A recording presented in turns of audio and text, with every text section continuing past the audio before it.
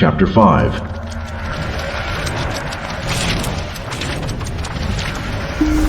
Planetfall.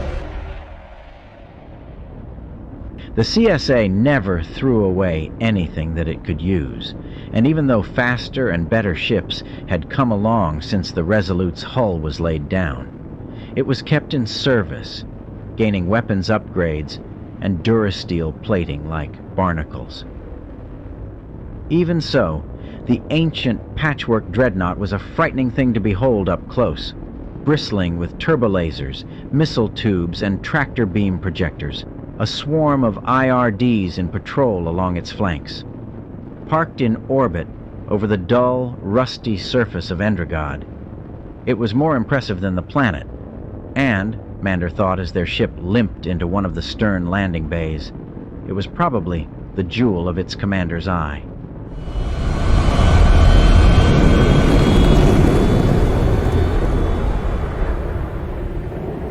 They were met by a squad of CSA security, headed up by a young IRD pilot with sharp features and a stern expression. His uniform, visible beneath his flight suit, was pressed to perfection. Even before he opened his mouth, Mander knew that this was the owner of the voice they had heard on the transceiver. They were this pilot's trophy, and he would only hand them over in the presence of a superior officer. Lieutenant Orell Lockerbie, Corporate Sector Authority Ship Resolute, he said, and if he had clicked his heels, Mander would not have been surprised. Mander Zuma of the New Jedi Order, said Mander. My companions Rayan Irana and Eddie Beret. We appreciate your help back there. The young flight officer scowled in the textbook-approved imitation of displeasure. Your ship should not have been present in the system. We are under quarantine interdict. We are aware of the situation and are on a mercy mission, said Mander. He felt tempted to put a bit of the force into the words, but resisted. I presume you will present us to your commanding officer. The flight officer stammered for a moment, the Jedi taking the next line of his carefully crafted speech away from him. Then his frown deepened, and he said, This way, please. A moment, said Rayan. The ship's taken some hard knocks, and Eddie and I should start repairs immediately. Mander looked at her and raised an eyebrow. She had practically insisted on meeting with the Hutts back on Makam Te, but was now passing on meeting with the corporate authority. Very well, he said, but the Bothan was already examining the long gouges in the side of the new ambition, shaking his maned head. Mander motioned for the pilot to proceed. 2 security officers fell in behind the Jedi, while the others stationed themselves at the dock exits. As he walked, the flight officer punched information into his wrist datapad. Mander knew there would be little small talk. The interior of the CSA ship was spotless, of course. The halls patrolled by mouse droids searching for any speck of dust or hint of the untidy. There was no doubt that this was a warship, though. Distant klaxons sounded for drills, speakers belched out muddled basic, and the personnel, all neatly uniformed and used to sudden inspections, moved about with purpose.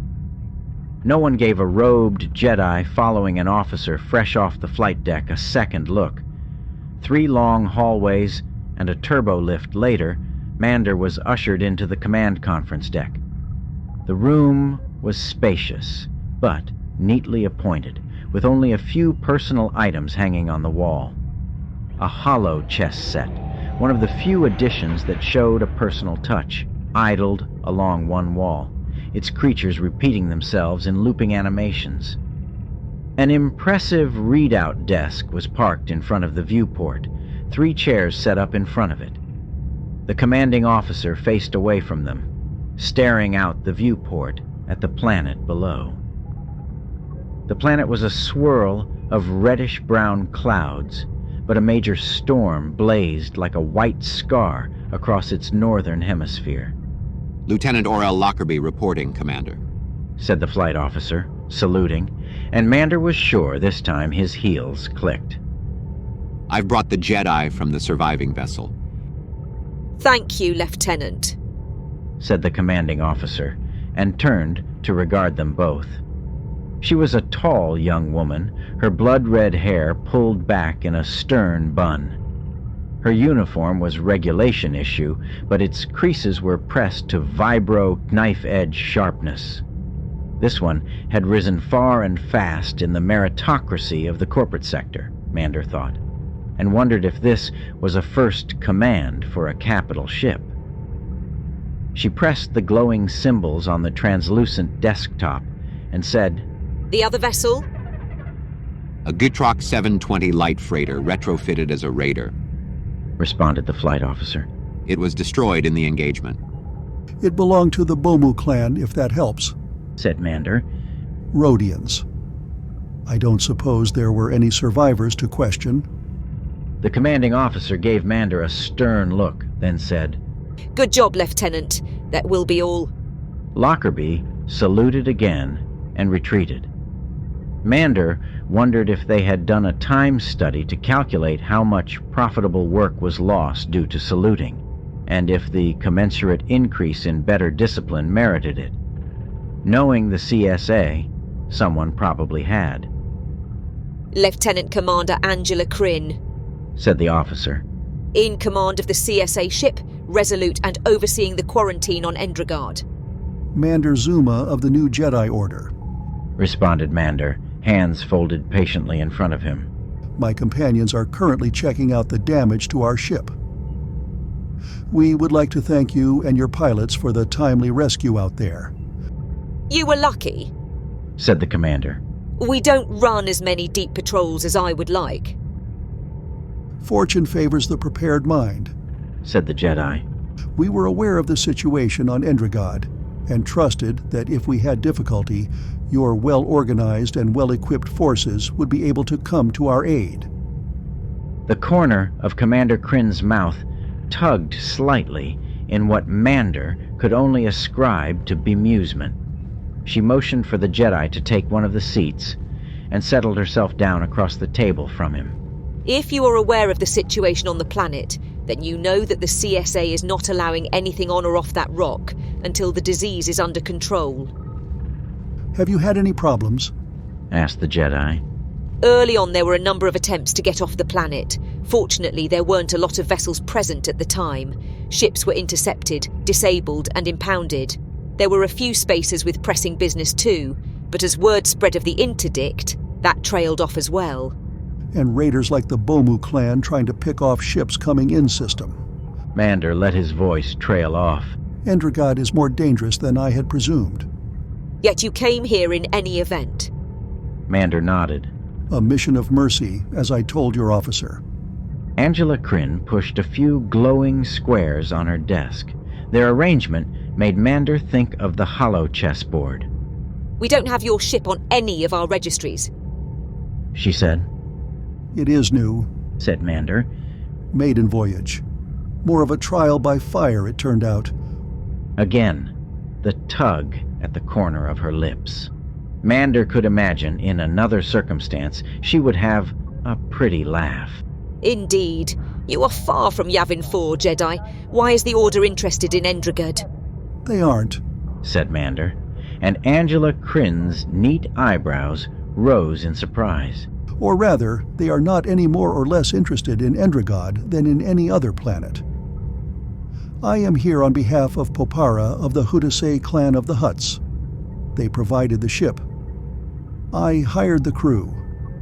Lieutenant Commander Kryn's jawline tightened, and her brow furrowed at the mention of Popara's name. The Hutts, then? That's a surprise. You're working for them? With them, said Mander. And you know why Popara is interested in Endrod.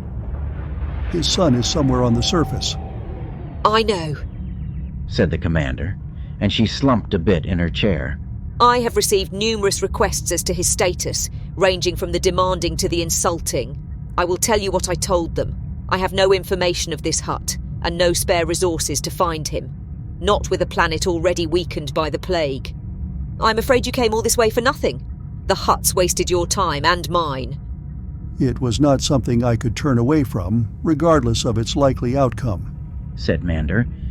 Now, about your cargo, began the commander, leaning forward and tapping a few symbols on her desk. It is yours, said Mander simply. Again, Kryn was surprised, but tried not to show it. We have to confiscate it.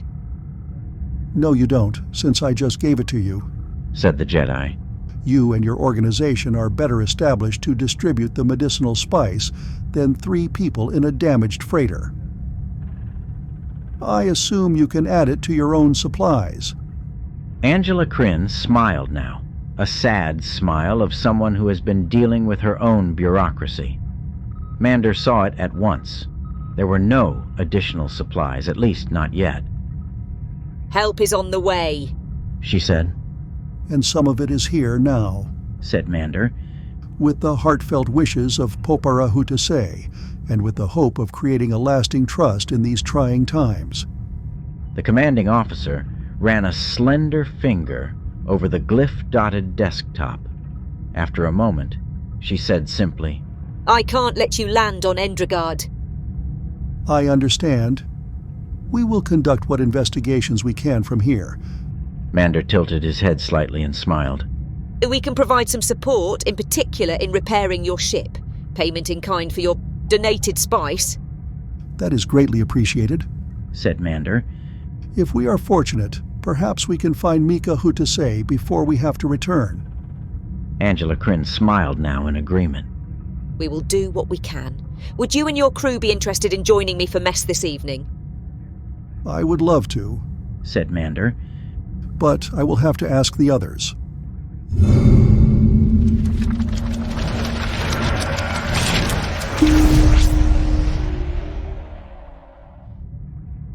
You did what?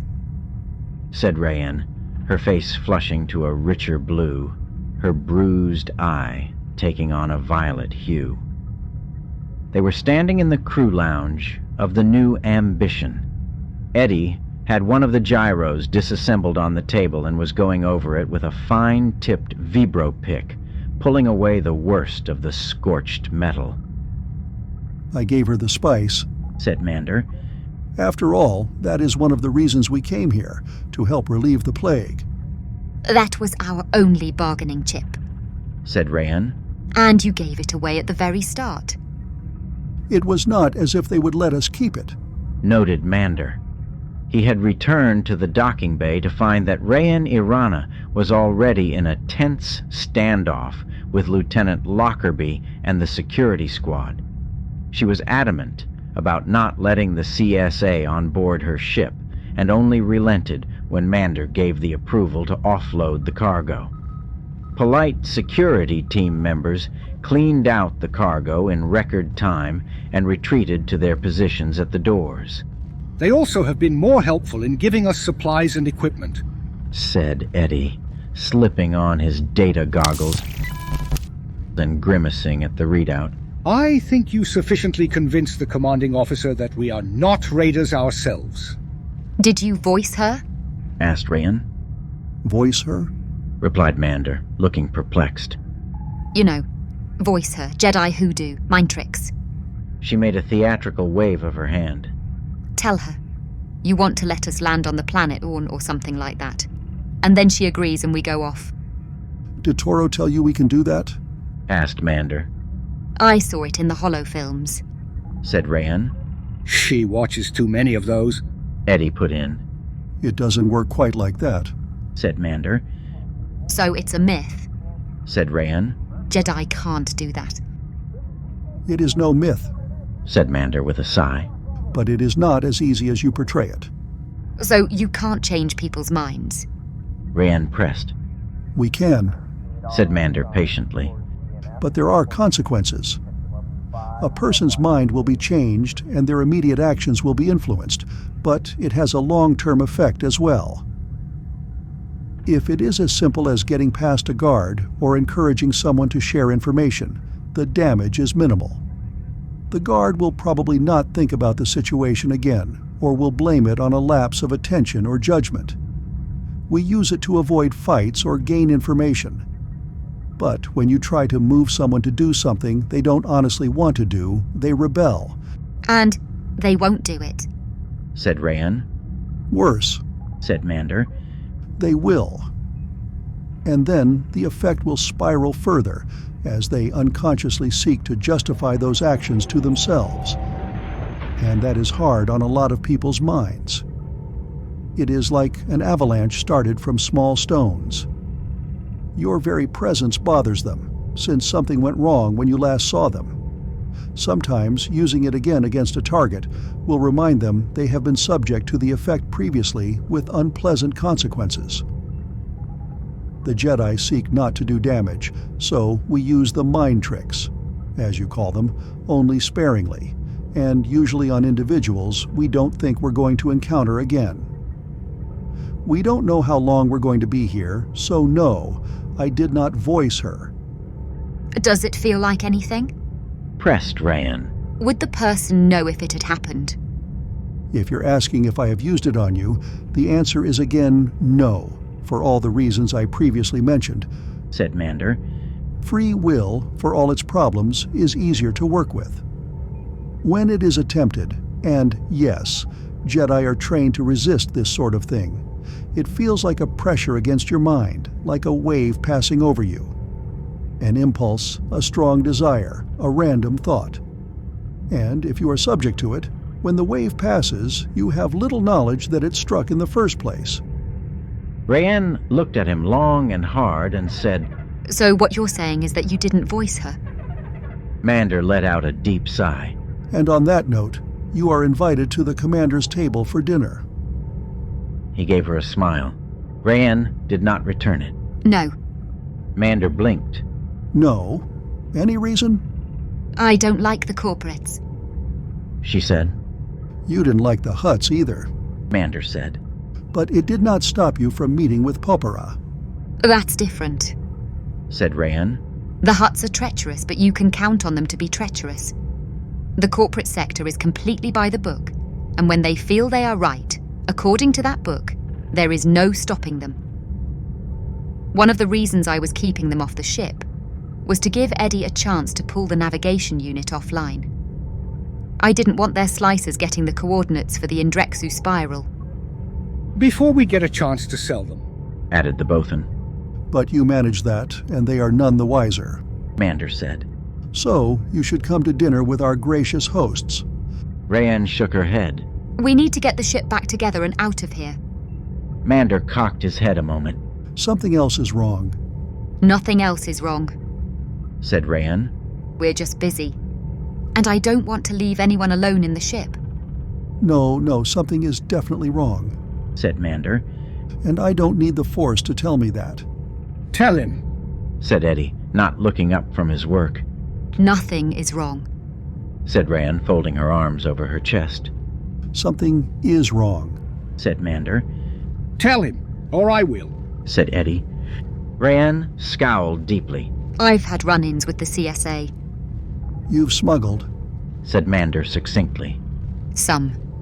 Rayan said, shrugging. A little. Nothing bad, nothing major, nothing that a Jedi would blow a circuit about. Small package trade, really.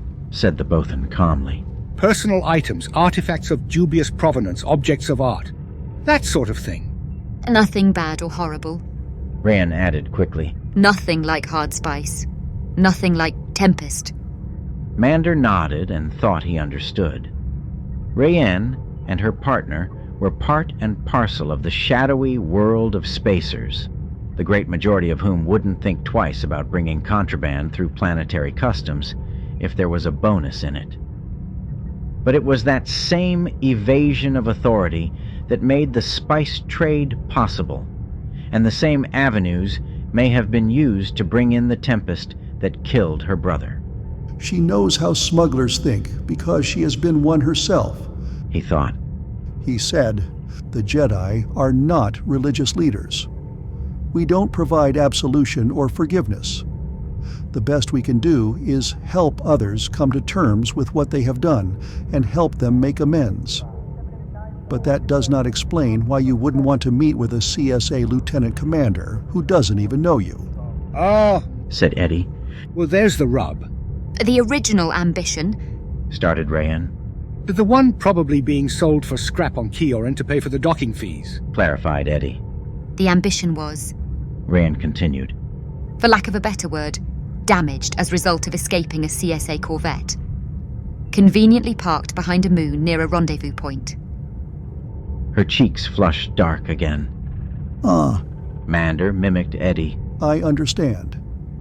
And even though it is unlikely that anyone will make the connection, you aren't sure if you are in a database somewhere, the information just waiting to leap onto Lieutenant Lockerby's datapad and surprise you. That sums it up.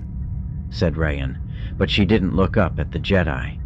The Bothan let out a small cry of triumph as he pulled away a particularly stubborn gasket, now reduced to a tattered black mass. Very well, I will be dining with Lieutenant Commander Angela Kryn, said Mander. and if your name comes up, I will take note. In the meantime, though, I intend to avail myself of the hospitality her command offers, and try to persuade her that she should trust us enough to let us go planetside. 3 days. I think 3 days should do it, one way or another. we can get things operating in 3 days. Said Eddie. If we can get the parts, tender our regrets to the good commander, He added to Mander. and both of you can leave me to my work in peace. Indeed. Said Mander Zuma. I think it is time to renew my research in CSA standard operating procedures.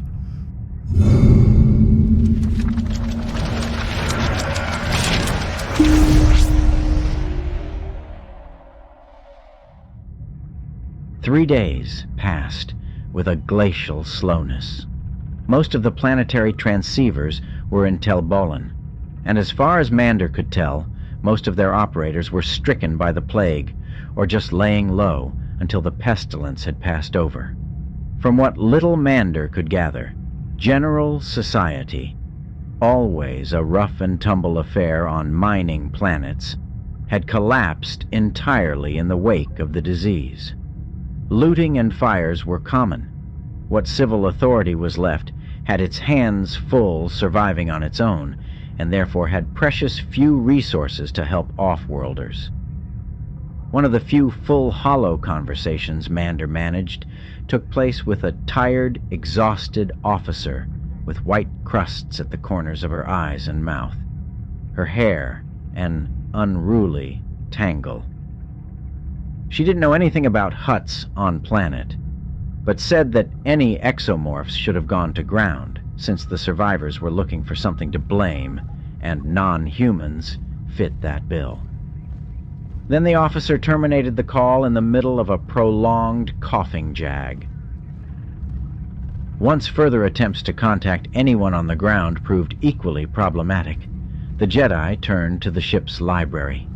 It was a smart little operation consisting of a set of military histories and CSA law, the former well-thumbed, while the latter apparently pristine since the ship was first launched.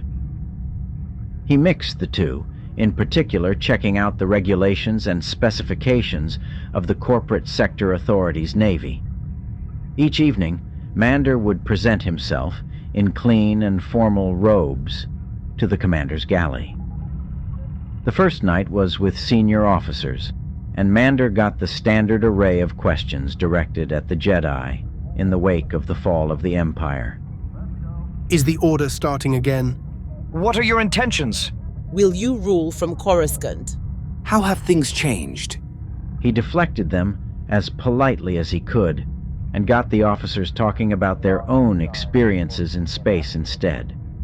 The nature of the Force was forgotten in stories of running down raiders and recovering contraband.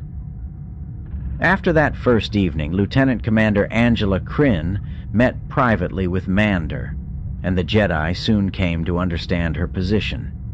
She had the responsibility to maintain the quarantine, but could not deal with matters on planet, Endrod not being an official world of the corporate sector. So, they were in orbit as people suffered and died below, charged by a distant bureaucracy with keeping others away. What help they could provide was advisory only, and any personnel were under the control of a now collapsed government. The spice you brought was both welcome help and a can of worms, she said over dinner. On the one hand, we desperately needed the medicines, but on the other, I don't have specific permission to use them. Surely, even the CSA can see the wisdom that such an opportunity presents, having the medicine, if from an unexpected source, said Mander. You would think so, said Angela Kryn, moving her meat around in its gravy idly.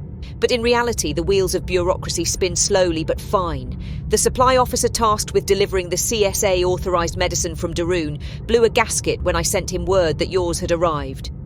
He had been assuring me that there was not enough medicinal spice at hand to cover a planetary emergency, and he needed approvals to access the surplus stock. She shook her head.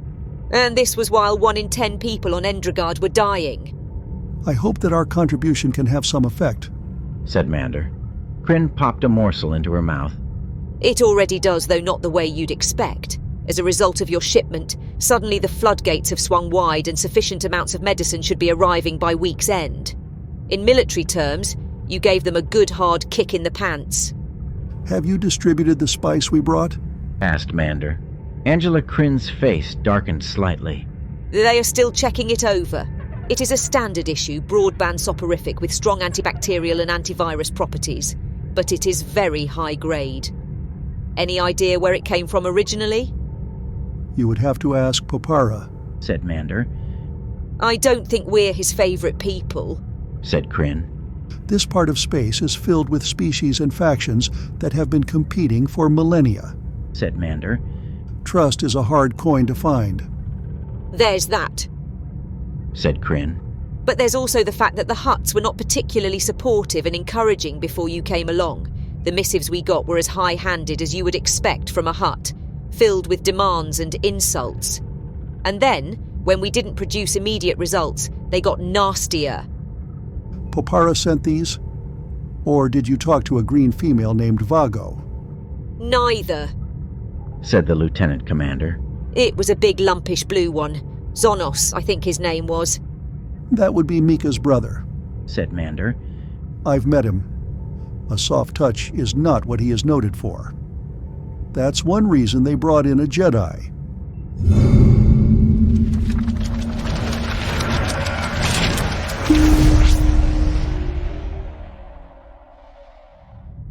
Later, in the new ambition, Mander related the events of the dinner to the others over a mug of Carlini tea.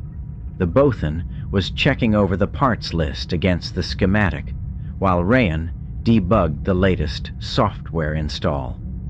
Do you think Zonos is just an oaf, or is he trying to get his brother killed? Asked the Bothan. It could be both. He certainly gave me a wink and a nod that Mika's safety was not a priority for him. And if his younger sibling doesn't come home, then that leaves more of the family business for him. What I find curious, said Rayan, swiveling in her chair away from her station, is the amount of time you spend with this commander. Doesn't she have a planet to protect?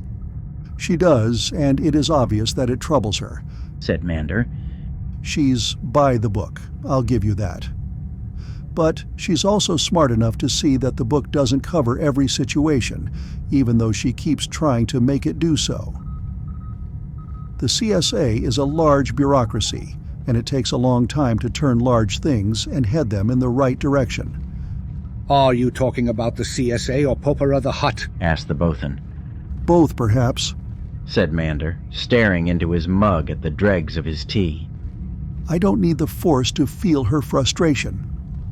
But all the same, I want to be off from here as soon as possible. How are the repairs? The Bothan smiled broadly. Every time you have dinner, we get a delivery of more supplies that they just happened to find. I think we'll be ready by tomorrow, local midnight or so. Good, said Mander. I hope that I can convince her to let us land. It is out of the question, said Kryn the next evening. She was in dress uniform, and her hair was in a tighter bun than normal, not a hair out of place. Mander, for a moment, thought it was for him. but he soon discovered that she'd been on the transceiver, reporting to her superiors about the quarantine, and in particular dealing with the complaints of a local bureaucrat from Darun. Her eyes were a little haggard, but her jaw was firm and set as she shook her head. "You will have to distribute the medicine soon," said Mander. "Even the CSA bureaucracy can't hold it up that long. Let me volunteer the ship as a shuttle for supplies and medical personnel." I'd like to, but no, said the commander. We have sufficient shuttles and or will when the remaining supplies get here. It is one thing to redirect scrap Durasteel for a private freighter that did me a favour. It is another to countermand direct orders. And that's what I have. A direct order to chase down anyone who tries to break quarantine, going in or coming out. "With what support you have," said Mander. With what support I have, she said, handing him a glass of emerald wine and offering a toast with hers. May you have a safe and uneventful return home. "May we all have safe and uneventful trips," replied Mander.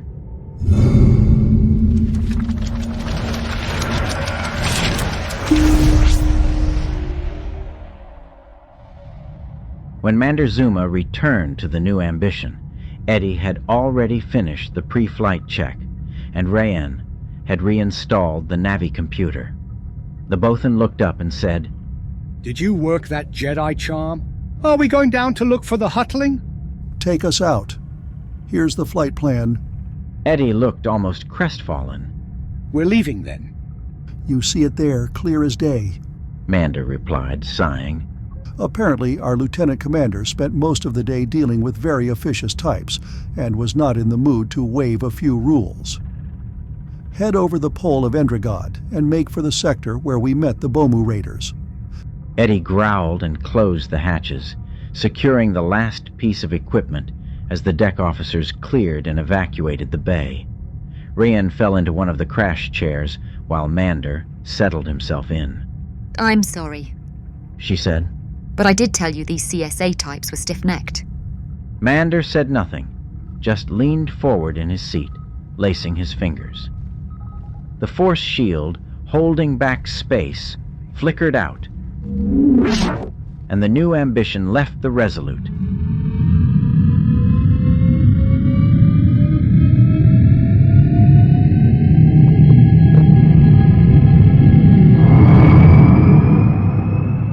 Banking slightly to take the polar route Mander had plotted and filed. The planet cast the dreadnought in deep shadow, and beneath the Resolute, the city of Tel Bolan was a muddle of indistinct lights. As they rose over the white-tan polar deserts of the world, a false dawn of the system's sun greeted them. They had passed over the polar terminator when Mander finally took a deep breath and said, "Right, we're going in. We're making landfall." Eddie almost jumped in his seat, then allowed himself a toothy smile and started reconfiguring the thrusters. Rayan looked surprised and said, "Should I get to the turbo cannons?" "Not yet," said Mander. "For the moment, keep an eye on the sensors. I'm sure Lieutenant Commander Kryn isn't foolish enough to pull off her patrols just on my declaration that we were going away." "You lied," said Rayan. "I didn't know Jedi did that." "I'd prefer to think of it as dissembling, or shading, or at most mangling the truth," said Mander. "But yes, when push comes to shove, Jedi are allowed to lie. Don't tell anyone. It would just ruin our reputations." And he allowed himself a smile almost as wide as the Bothans. They fell into the sunlit side of the world, and the fire wisps of re-entry curled around the cockpit. "They are onto us," said Rayan, as a pair of blips appeared at the corner of the scanner. 2 IRDs matching course. Contact in about 10 minutes. "Faster than I thought. She's good, I'll give her that," said Eddie Beret. "Textbook approach," said Mander. "Standard operating procedure. Bring the ship down shallow and bank her to the left." We want to come back around the planet to Tel Bolan before the sun rises there. Steeper would have a better chance to lose them, said the Bothan. I know, but we don't want to lose them just yet, said Mander. Visual contact came 9 minutes later.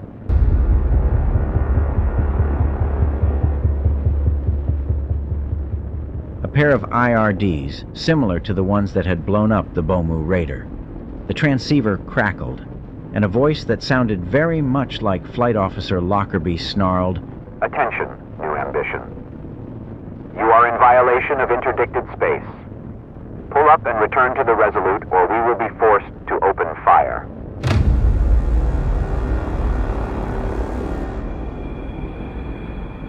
Rayanne pulled the microphone toward her, but Mander pulled it out of her hands. Attention IRDs. We are experiencing difficulties. Our repairs did not hold. We are losing altitude and will have to ditch. Systems are failed. He stopped mid-word and returned the transceiver to the cradle. If they call back, don't answer. You're doing horrible things to your Jedi reputation, said the Bothan. A pair of ionic blasts bracketed the craft. That's one, said Mander. Regulations say they have to try twice more, since we are apparently in distress. They were deep inside the atmosphere now, and the Jedi scanned the horizon, looking for one particular feature. There, he said, pounding Eddie on the shoulder and pointing to the east. Dust storm, said Rayanne. Pull up to get over it. No, said Mander. Head into it. It will play Hobbs with the navigation, said the Bothan. And I just cleaned everything out. Exactly, said Mander, and another pair of blaster bolts streaked past the cockpit.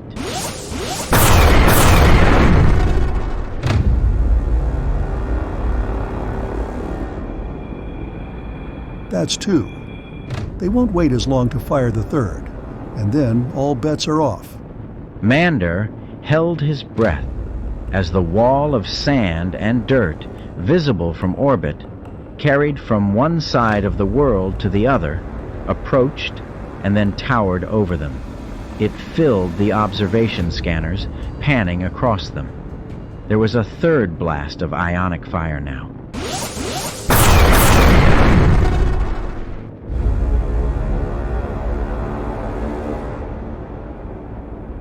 But Mander didn't even pay attention to it. Another couple of seconds, and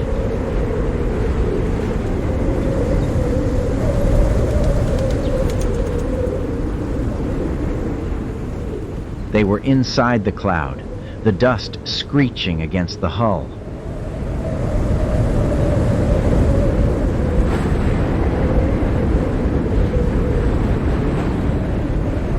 Eddie cursed, more for the damage done to the finish than any real effect on the ship's structure. Around them, the storm licked at the engines and coated the flight surfaces. The sky lightened, and a string of bolts laced around them, but none of them hit.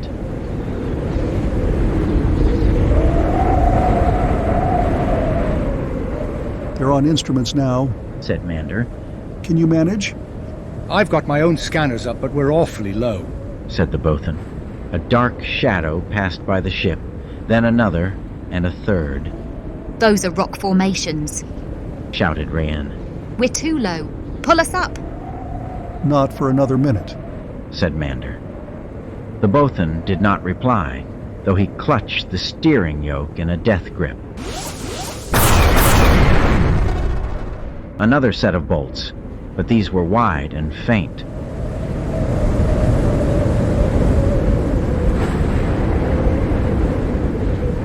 Then the sand started to diminish, and they were clear of the leading edge of the storm, and there was a mesa wall, dead, ahead of them.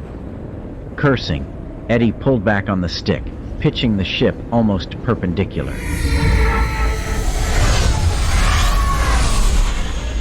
They cleared, but as they topped the rise, the IRDs caught sight of them again.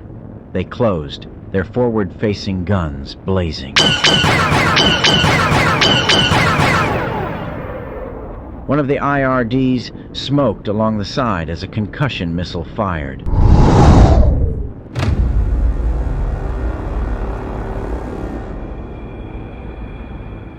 They're going to catch us, said Eddie. Sorry. 10 more seconds, said Mander. Gun it.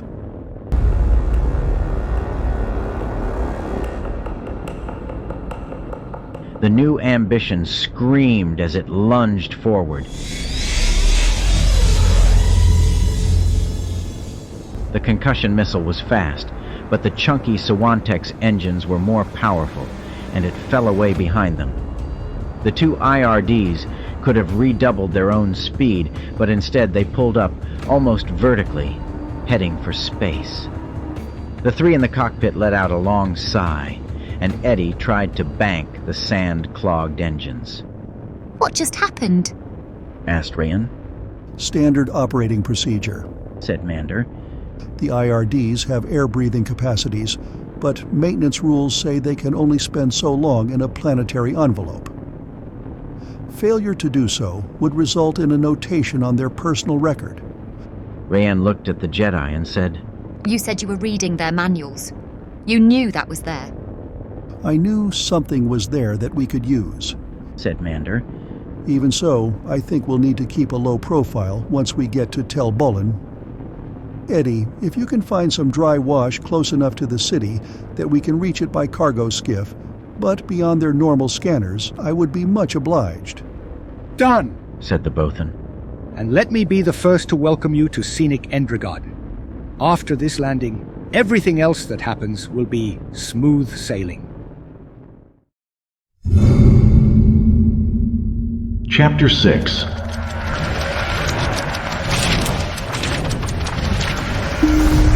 Tel Bolan.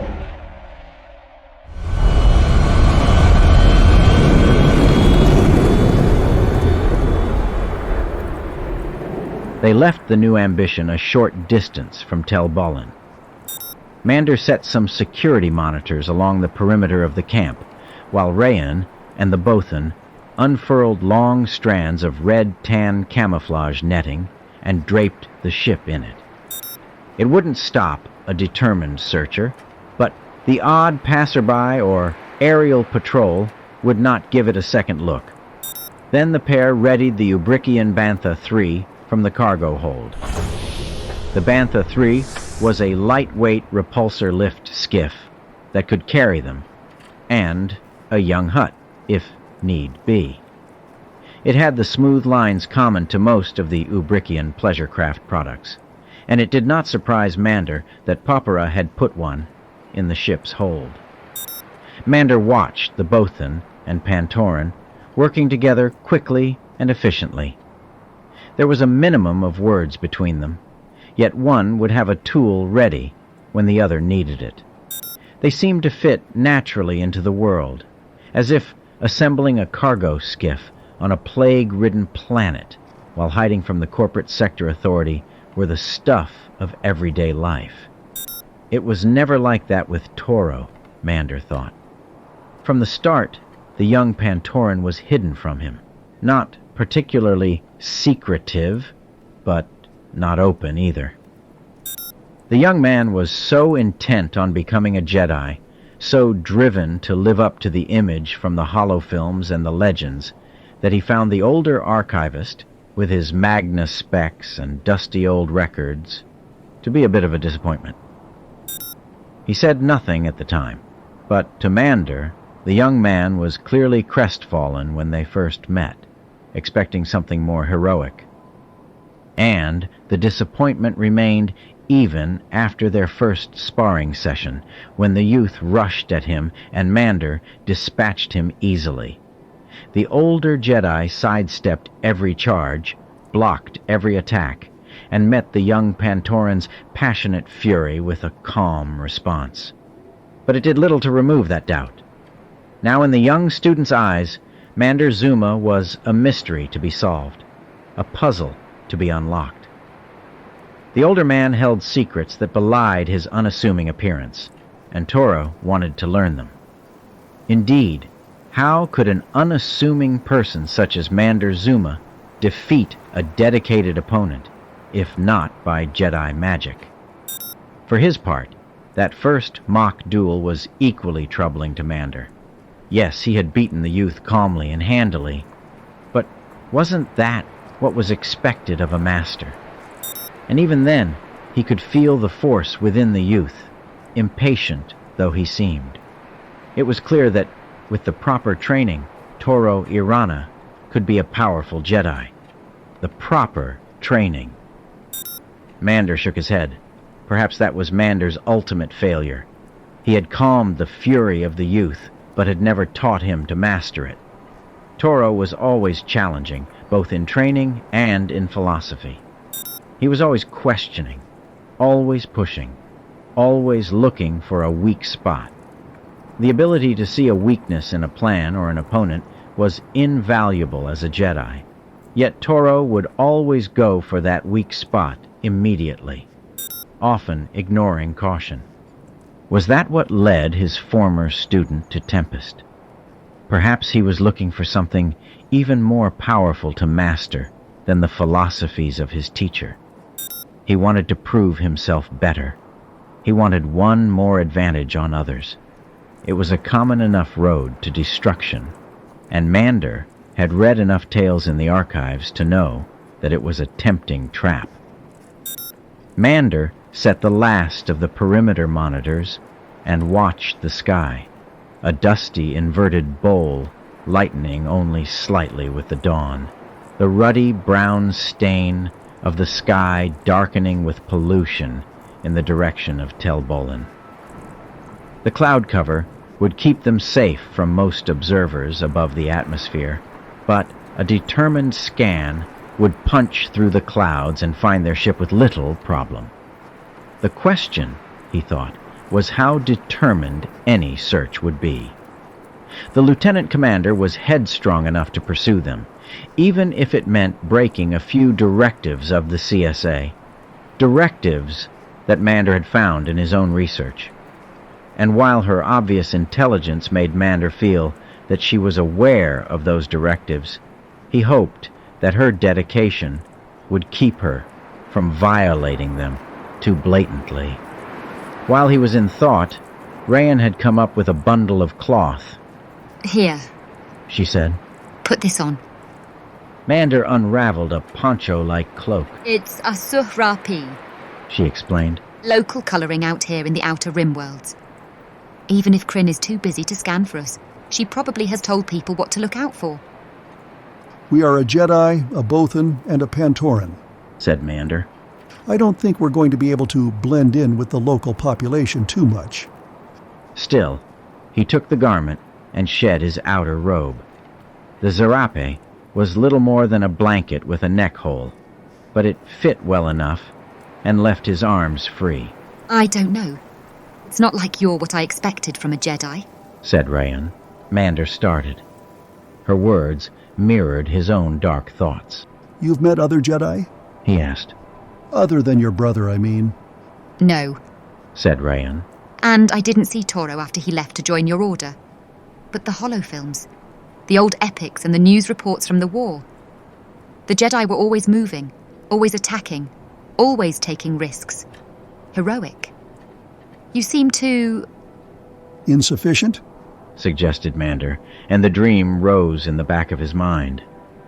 Ordinary, Rayan suggested, but the word gave Mander little solace.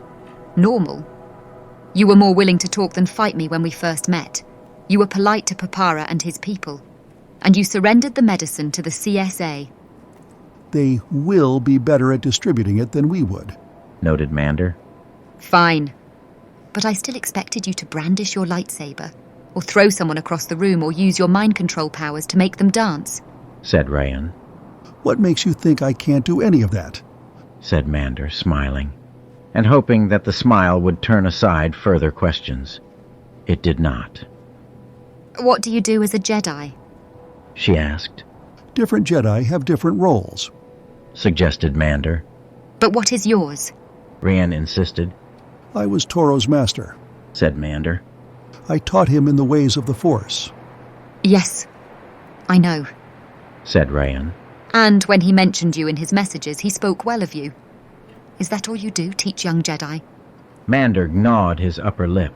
There are few teachers and many who need instruction, he said. But no, I do have other tasks. Such as? Mander let out a deep sigh.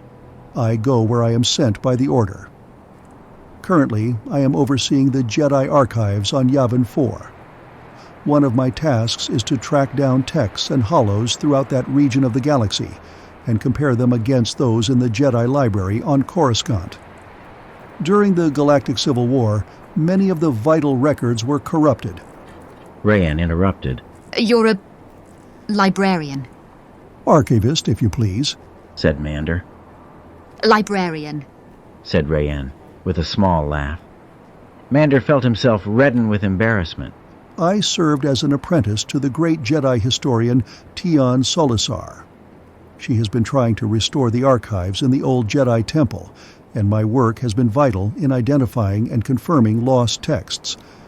Rayan beamed a wide smile, and Mander would have called it a playful and winning smile if the woman weren't being completely insufferable.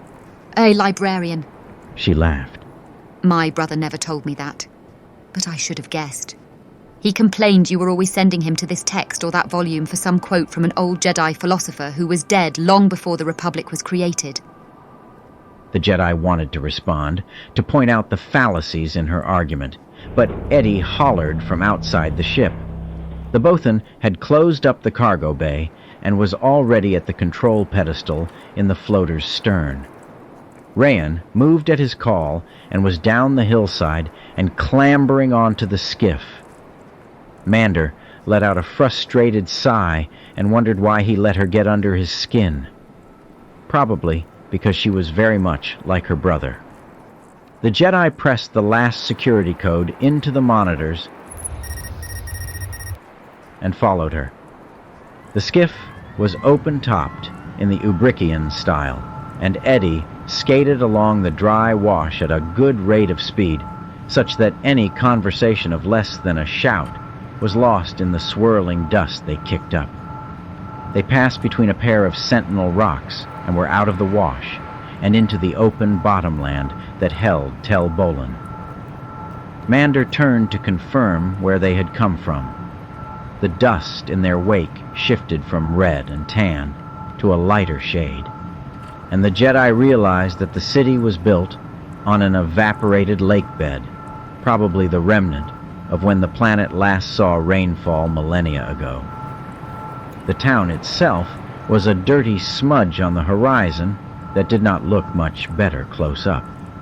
Like most minor worlds, the place had a temporary look about it. The walls made of precast concrete dropped in from orbit and supplemented by mud bricks. Nothing was more than 2 stories tall, and all the edges were worn away into soft curves. Were the city to be abandoned, it would disappear into the lake bed within a generation. It seemed to be well on its way already. Most of the outlying buildings were empty, open doors and windows staring blankly out at the world. Some were scorched around the entrances from fire. Some were marked with a crimson skull and a number underneath. Plague houses, indicating the number of bodies found inside. There was no movement on the streets, and if there were inhabitants, they were watching weakly from the shade. Eddie slowed the skiff, and Mander said, "Find a place to set this down, and we'll go farther into the city on foot. We'll stand out on this skiff. After all," he added for Rayan's benefit, "we want to blend in." Eddie chose a location that was either an abandoned scrapyard or a multi-vehicle pileup. The scrapyard's office, if it had been the former, had been gutted by flames, and smoky stains marked the walls. Mander made sure no one was about while Eddie secured the skiff. Ray-N adjusted her blaster, setting it to ride low on her right hip. From eye level, the city did not improve in the least. As they moved deeper into Tel Bolan, there were finally people, dust-covered wretches moving through the morning light. It would normally be the time when people would be abroad before it got too hot, but the inhabitants were few and far between, small beads rattling in a much bigger box.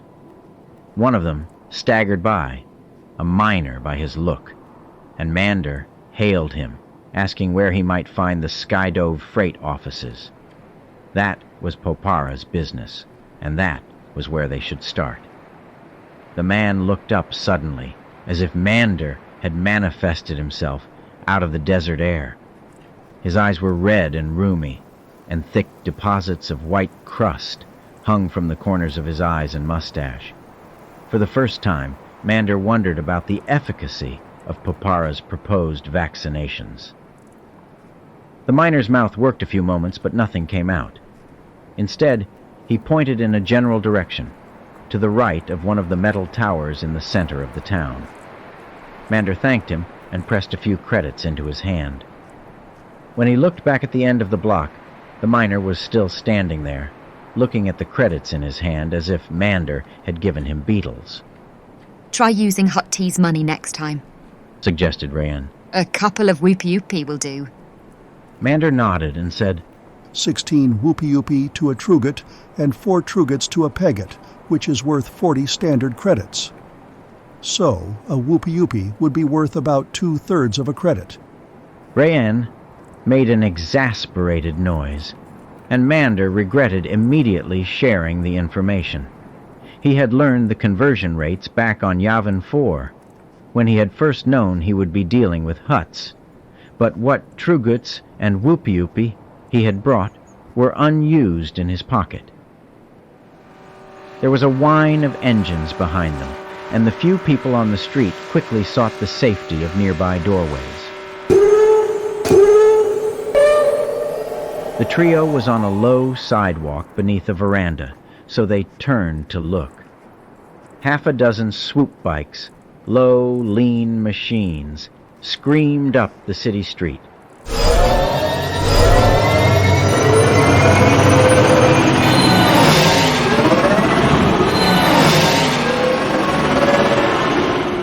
Unlike their surroundings, they were brightly colored and well-maintained, their riders deeply tattooed and grinning as they carved up furrows of dust in the empty street. They didn't wear any unified colors or uniforms Mander could notice, but clearly shared a love of the noise and the effect it had on the natives. Mander folded his hands in front of him to watch them pass, and realized that Rayan and Eddie had melted back into one of the doorways. As the repulsor bikes flared past, kicking up dust, one of the riders flung a bottle in the Jedi's general direction.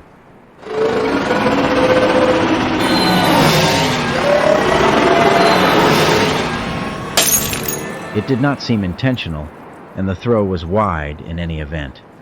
Mander did not flinch as it struck the wall a few feet to his right.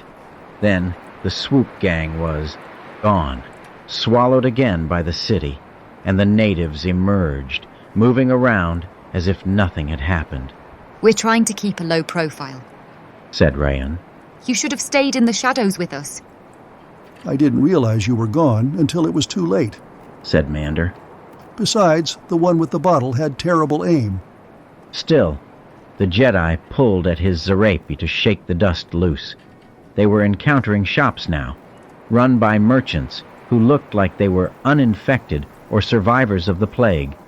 Still, they were haggard and worn, and had little more than information to sell. They got better directions to Skydove freight, though, as well as a warning to stay clear of the center of town. The CSA was rounding people up, an old woman selling discolored fruits said. Mander dropped a couple of whoopie-oopie into her hand.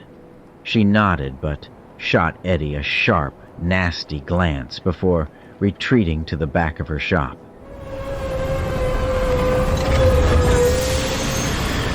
Two blocks later, a Land Cruiser bearing CSA markings rattled around the corner. This time, Mander followed the local customs and pulled far enough off the street not to attract attention. The craft looked a little battered, and its forward weapon was obviously plugged and non-functional. The pilot behind the wheel was in a CSA uniform, but Mander noted that he was wearing a full breathing rig. Obviously, the CSA had concerns about the usefulness of their own vaccine stores. A land cruiser of this type could carry a squad of troops, but this one had been kitted out with a loudhailer, which blared in Basic, Huttese, and a few other languages. Medicine is available. Barked the loudhailer. It will be distributed at the sling ball pitch to the south of the city center. Only those with CSA-provided identity tags will receive vaccinations. All citizens must have tags. Those without tags are violating the law and will be given tags.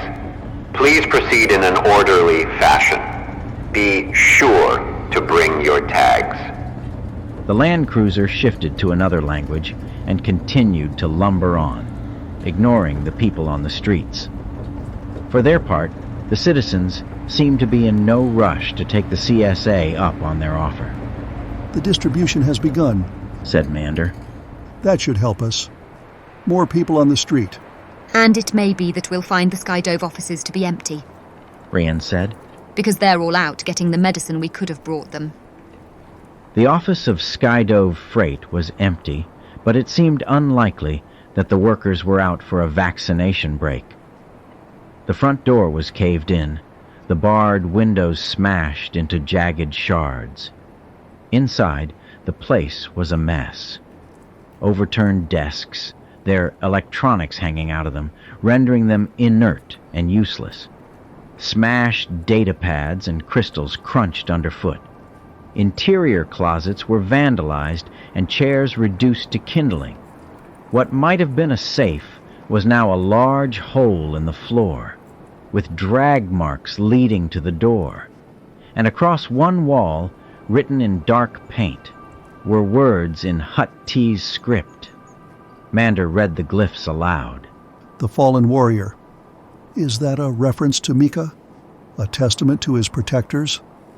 I don't think of Hutts as warriors, said Rayan. Probably a brag from the people who did this. Maybe a group of them like the swoop gang we saw. Odd name for a group, said Mander. You two look about. See if any of the data pads survived. I'm going to ask the neighbors. There were no neighbors, just another handful of empty offices. Some were vandalized, but others were left untouched. He did find a young man sulking in one of the doorways. Spice, spice, the young man said as Mander approached, low and indistinct. You have spice? Asked Mander. I have medicine, said the man. Fell off the back of a loader this morning. CSA is swimming with it. Not that they want to share it without all their red tape. Let's see it, said Mander. And the youth produced a grimy vial filled with yellowish crystals. It looked like the medicinal spice they had brought, the same way that Mander looked like the Jedi of Rayan's imagination. Good quality, lied Mander.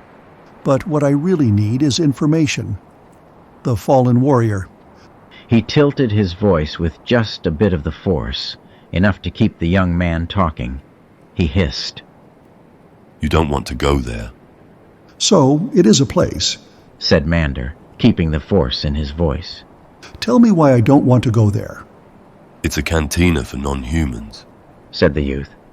Non-humans brought the plague, some say. They weren't getting sick. The Hutts, the Toydarians, all of them. Early on, when things got bad, people drove them away. That was why Eddie was getting strange looks. When society was under pressure, they blamed people who were different. Aliens. Outlanders. He recalled the hollow conversation he'd had on the Resolute with the young officer stationed planetside. They drove a Hutt away? Asked Mander. The youth paused, and Mander wondered if he was trying to answer correctly or fighting the force-powered command in the Jedi's voice. At last, he shook his head and shrugged. I don't know. There was a hut here. Didn't see him later. Could be dead. Could be at the Warrior. There was a Nikto that came in before things got bad. He was here after they looted the place. Lousy aliens. Mander found the youth irritating. "Where's this place I shouldn't go?" The young man told him, then blinked at him and said, You want that spice? "That's not spice," said Mander, scowling now, throwing the force fully into his voice. The youth took a step back, then shrugged. "What you should do is get vaccinated." He brought the force up hard with the command, and the youth almost staggered back a step. I really should get vaccinated. "And tell others to do so as well." The youth nodded, his eyes vacant now. I should tell the others. And with that, he turned away and disappeared down the street, his feet slowly carrying him away as his brain tried to figure out what had happened. Mander frowned. He hadn't needed to do that, but after being needled by Rayan, the urge to demonstrate a little Jedi mind power was too strong, even if she didn't see him do it. A momentary weakness, he realized, like a child kicking over an anthill, and just as mature, especially since he had already gotten what he needed. He returned to the office to find the others making a desultory search. They were thorough, said Rayan. There are not enough functioning chips here to light up a droid's eye sensors. "I found out that the Fallen Warrior is a cantina about 10 blocks from here," Mander said, "and that the locals are blaming non-humans for the plague. So we should be careful." The others said nothing, but as they stepped back into the sunlight, both the Pantoran and the Bothan were looking up and down the street for potential trouble. The Fallen Warrior was built like a bunker, and Mander realized that it would be a good sanctuary if the mobs were looting non-human businesses. Its walls were the original permacrete of the colony, built up with additional layers of mud. Low stairs led up into the building itself, which was set apart from the other structures by broad alleys and a large plaza. There were a couple of obvious side exits as well. Mander also noticed, parked beneath a huge but bare-leafed tree, a collection of brightly colored swoop bikes.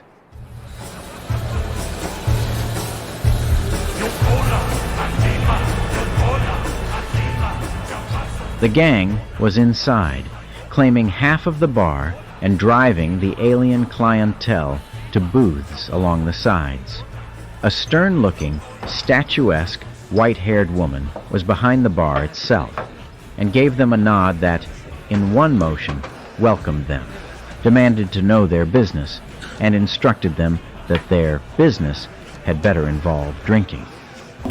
Mander and the others scanned the rooms, blinking as their eyes adapted to the darkness. A bleary-eyed Ithorian sprawled forward over one table. A couple of Nemoidians were talking to a Duros cousin in another booth. No Rhodians, which made Mander offer thanks for small favors. Some Chiss who pulled back a beaded curtain of their booth to give the new arrivals a once-over, then returned to their plotting. And one Nikto. An Ezral's a Nikto, also called the mountain people among their species. This one had the traditional flat features common to all Niktos, but bore a set of facial fins that dominated his pale gray features. The Nikto was at the far end of the bar, asleep or drunk or both, his back against where the bar met the rear wall. The tattooed swoop gang had made the Nikto a target for their game. In turn, each would slide a half-filled mug down the length of the bar toward the inert alien. The idea was apparently to get as close to the Nikto as possible without dropping the drink in his lap. Of course, eventually they would. "That's probably our Nikto," said Mander. "We should stop this." What are you going to do? Said Rayan. Talk them to death? Mander ignored her and motioned for the pair to stay by the door. One of the swoop gang, a big thug in a broad-brimmed hat, gave his mug too hard a push. It slid down the length of the bar, sloshing a pungent, frothy liquid as it spun. It caromed off another glass and right toward the Nikto's lap. And Mander was there to pick it up, settling himself on the stool next to the Nikto, raising the mug in a toast to the swoopers, and then setting it down on the bar. Sorry to interrupt the game, he said, but I need to talk to this one. I'll let you get back to your fun in a moment. He turned to the Nikto and shook the alien by the shoulder. Wake up. I am looking for Mika the Hutt. Hey! Shouted a voice behind him, and the swooper, who had flung the most recent glass, stormed down to their end of the bar. Mander turned and realized that he had made a mistake. The swoopers were not tattooed. Instead, the dark lines on their faces were veins. Dark veins standing up from the flesh. Tempest, he thought. But what Mander said was, leave us in peace for a moment. Throwing as much of the force as he could quickly muster behind his request. The thug should have stopped in his tracks and spat something about leaving them in peace.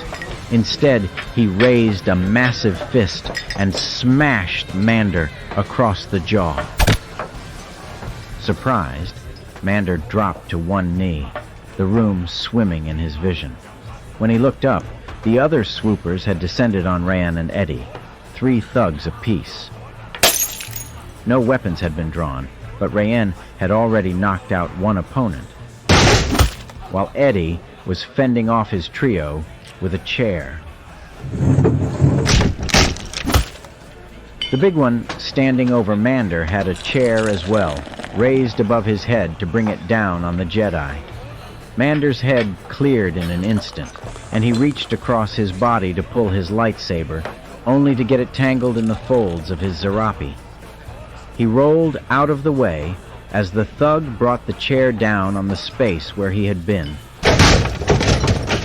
the Jedi pulling himself fully upright. Mander brought the lightsaber out, but had it backward.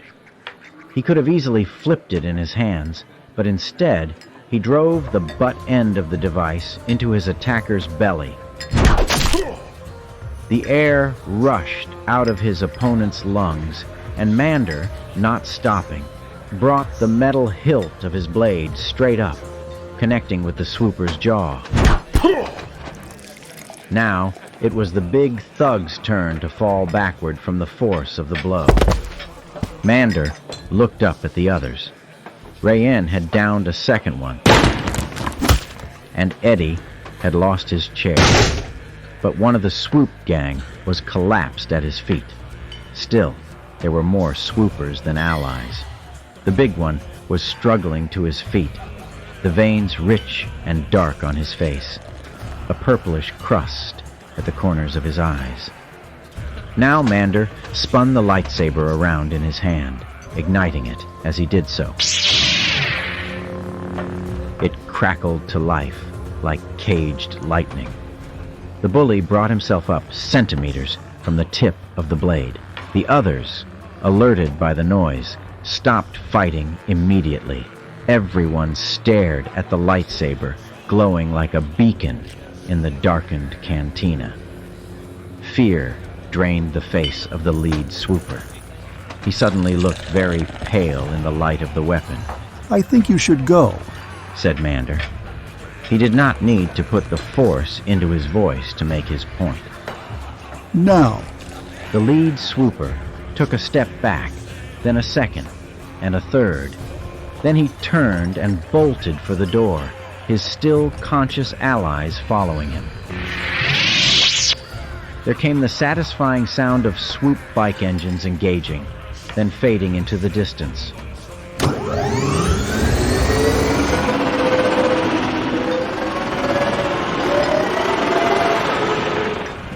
Rayan motioned the barkeep over to discuss damages and, what to do with the unconscious gang members.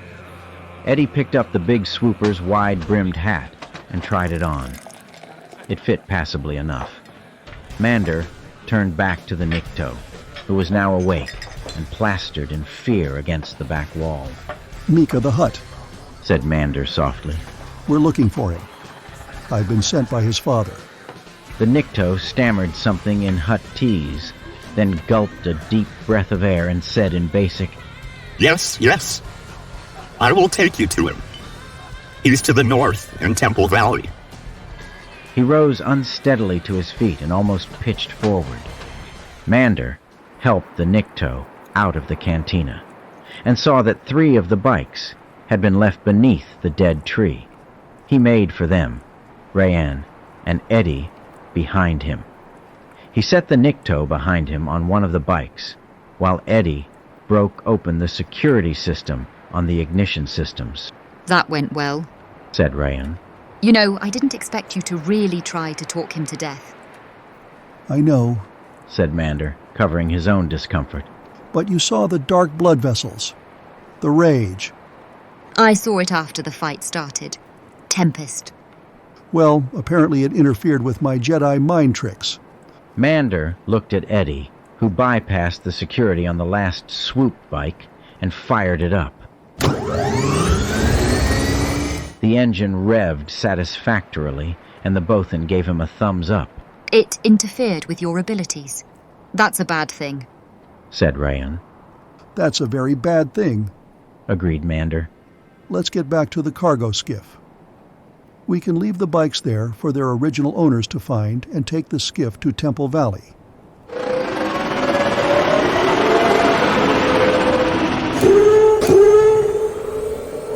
By the time they had gotten back to the skiff, the Nikto had recovered enough to apologize to all of them for abandoning his post and being found drunk.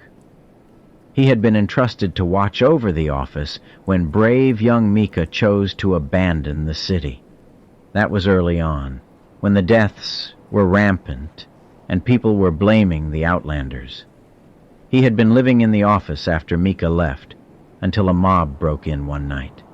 He had escaped, but the place was ruined. So, he had left a note as to where he could be found. Now that help had arrived, he would take them to Temple Valley. Temple Valley was one of the more pleasant locations on Endrod, more rolling hills than sharp-walled arroyos. Still, great rock formations had erupted from the landscape like partially buried cathedrals, giving the region its name. The Nikto's directions were exact, and they topped the last rise to see an unexpected sight. It was a crashed spaceship, its engines ripped from their mounts by the force of the impact. A shallow trench and debris field stretched from the ruins about 1 kilometer to the west, with large fragments dotting the landscape like metal altars to a forgotten god. The main body of the ship was cracked almost in half lengthwise, and the port side had plowed into the hillock. Beneath the starboard wing, a small collection of tents had been set up against the heat, using the ruined ship and a parked luxury skiff as supports. As they approached, Nikto stirred from the shade of the ship, red, green, and mountain subfamilies, all descended from a common stock. All of them were armed, but when they saw the Nikto with Mander, they set up a cheer. Eddie settled their skiff, and they debarked, the mountain Nikto explaining in rapid Huttese to the others what had happened. He was going too fast for Mander to make out everything, but the phrases Wise Popera and Jedi were used a great deal. Mander looked over at the camp beneath the ship's wing, and another large shape moved into the sunlight. This was a Hutt, smaller than the others he had seen, his flesh a pale yellow-green, with a lighter underbelly. It was wearing an incongruous zerape made out of a large blanket, and had a broad-brimmed hat shielding its eyes. Mander stepped up to the Hutt, meeting it halfway. I am Mander Zuma, Mander said in Huttese. If you are Mika the Hutt, I should tell you that your father is concerned. I am Mika Hutasei, said the young Hutt, in educated, precise Basic. My father has every right to have been concerned. Welcome to Ground Zero for the Endrod Plague. Chapter 7.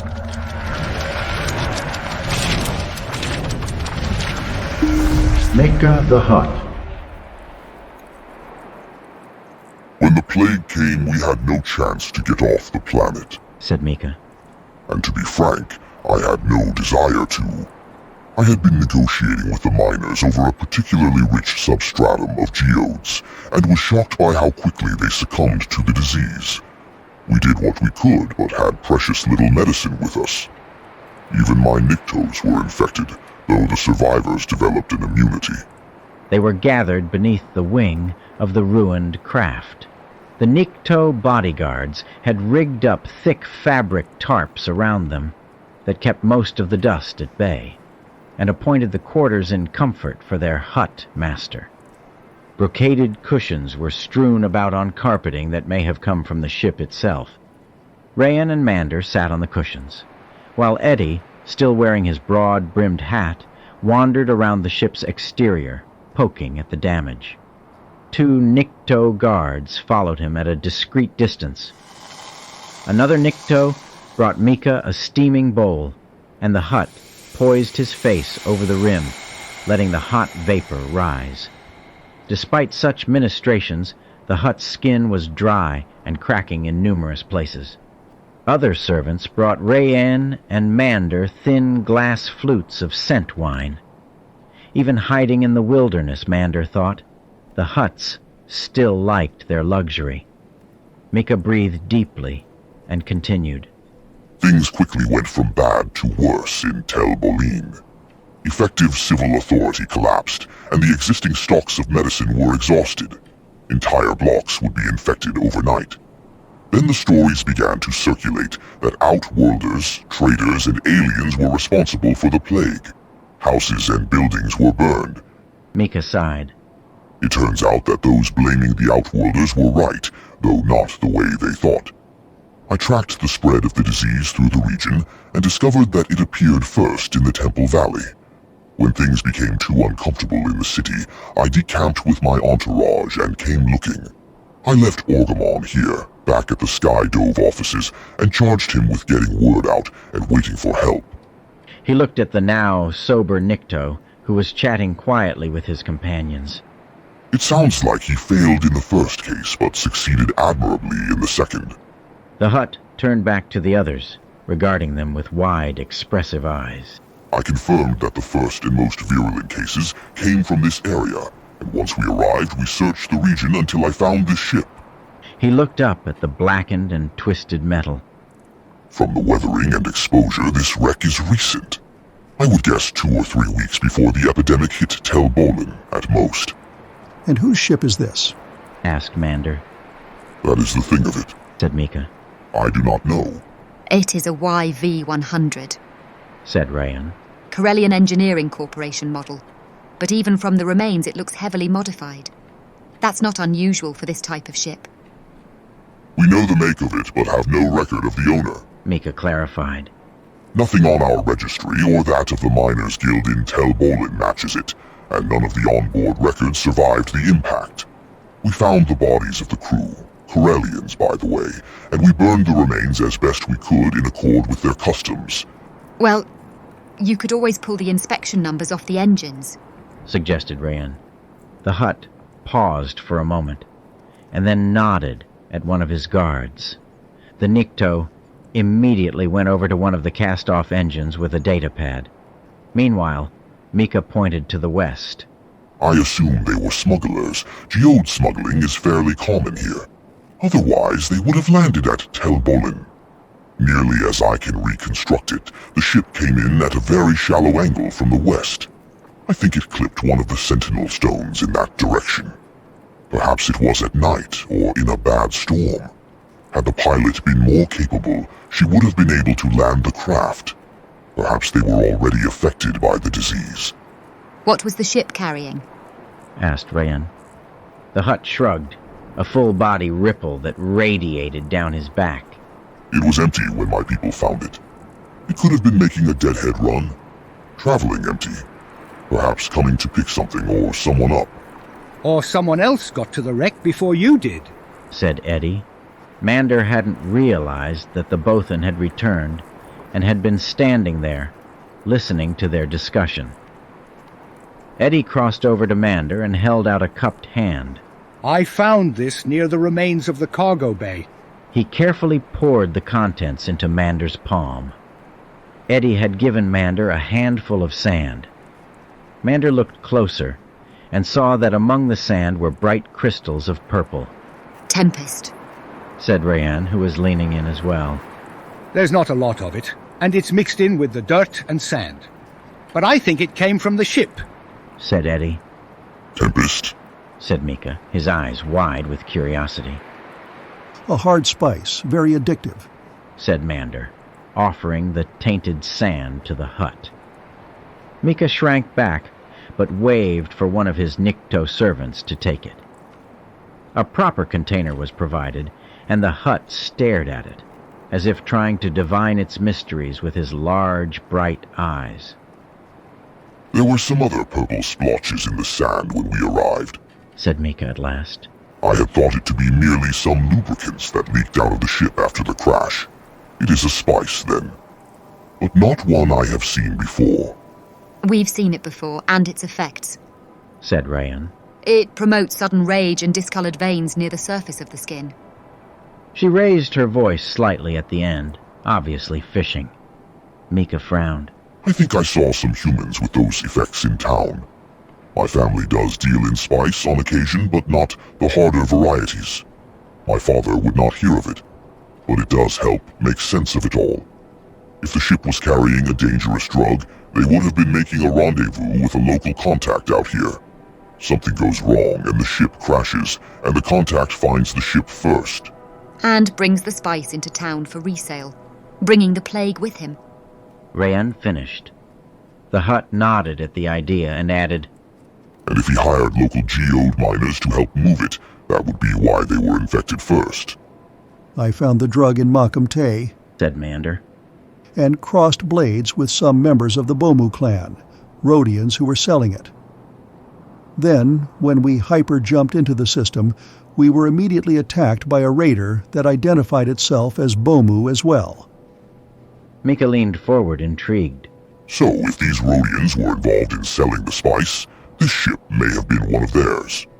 Or perhaps the raiders knew about the spice shipment and engaged the smuggler's ship, and that is why it crashed in the first place. Possibly both the Rhodians and the Corellians you found dead here work for the same operation, said Mander. Mika leaned back and stroked what could have been, beneath the rolls of fat, his chin. Your raider would have been in space because they couldn't get to the surface and the shipment of Tempest. Or they had nothing to do with this shipment at all and were just in space waiting for us, said Rayan. At that, the Hutt's wide eyes turned on her with a quizzical look. Mander said, Rhodians take vengeance very seriously, and we gave them good enough cause. And they may have been involved in the death of a companion of ours. The Hutt looked at Rayan, and recognition dawned. You are a Pantoran, like the other Jedi. Toro, his name was? His name was, said Rayan, frowning. He was killed. The Hutt's face fell in on itself. I am sorry, he said, and sounded like he meant it. I met him only a few times when he was negotiating with the family. He seemed very brave and honest. It's one of the things we are looking into, said Mander, and the Hutt turned back to him. The Bomus may be after us because of the Tempest, or they may be after us because of the coordinates of the Indrexu spiral. Oh, said the young Hutt. That deal went through, then? And that was how you got here? Yes, I've used the route myself. Was there anyone else interested in those coordinates? Asked Mander. Or more important, was there anyone who would not want other people to have those coordinates? No, said Mika, after a moment's thought. We acquired. that hyper-jump path about 6 standard months ago and used it to speed our deliveries. But we also found it was a route better for light freighters than big ships. My father always said, Jopando kifofon. Information is like fruit. It is perishable and can quickly go bad. As soon as you discover something, the chance that someone else discovers the same thing, or discovers that you have discovered it, goes up exponentially. The Bothans know this very well. He nodded to Eddie when he said this, who touched the tip of his hat in recognition. Mika returned to the subject saying, We put out word about the existence of the route, and were surprised when the most reasonable response came from the new Jedi Order.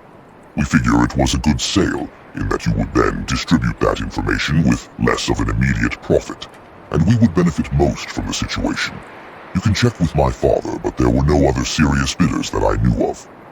That doesn't mean that someone else wasn't using the Endrexu spiral and hoping to keep others away, said Mander. The Hutt thought about it for a moment, then nodded. Especially if they were using the spiral for smuggling this hard spice, this Tempest, said Mika. They might be properly motivated to stop anyone who threatens to give away their secrets. Including the Utaseis, Mander began, but he was interrupted from pursuing this tack further by sudden shouts from the Nikto guards. They were pointing up the hillside that led back to Tel Bolan.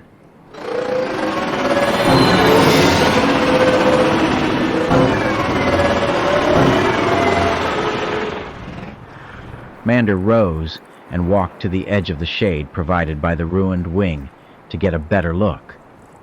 The ridge was occupied by about 24 humans, all mounted on colorful swoop bikes.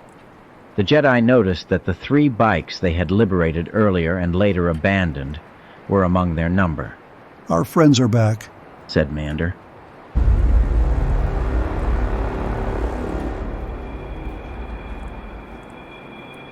Friends? Said Mika. Swoop gang! Shouted Rayanne, pulling her blaster. Tempest addicts!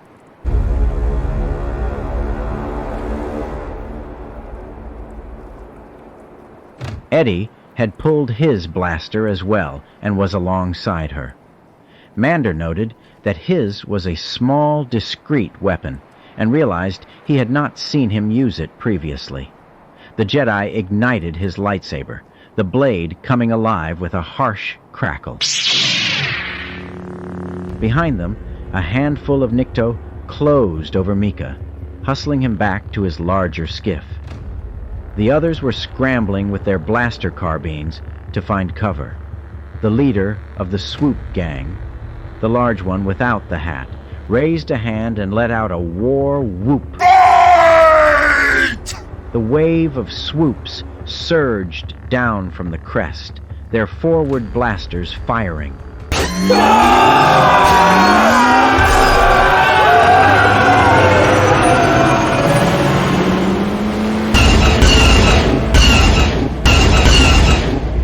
The opening volley caught a few of the Niktos in the open, cutting them down. But now, about 3 others had taken up positions among the wreckage and were returning fire.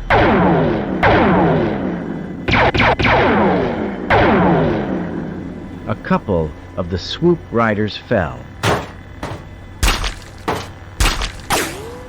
but the entire wave came on.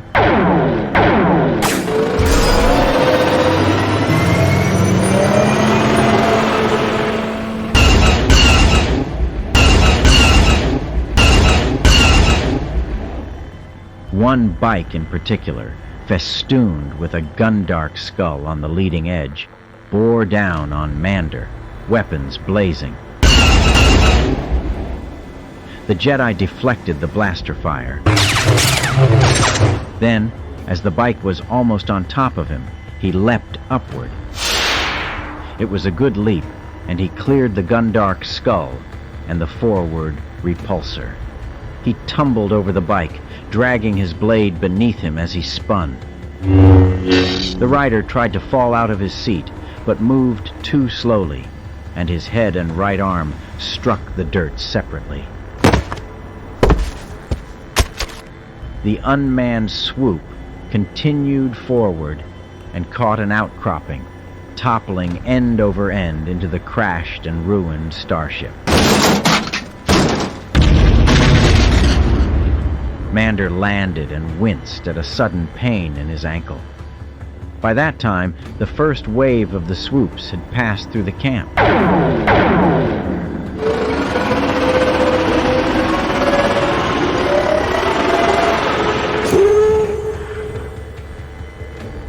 Only about 4 had fallen, leaving more than a dozen. The leader gave another wave, and with a shout, they surged back into the camp.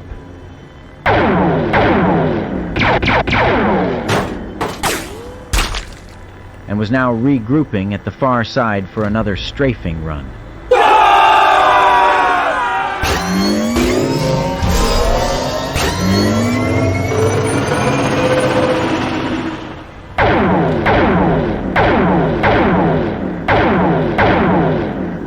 Mander looked around quickly. There was no sign of Mika and his defenders. Eddie and Rian had hunkered down behind some crates and were returning fire, shot for shot.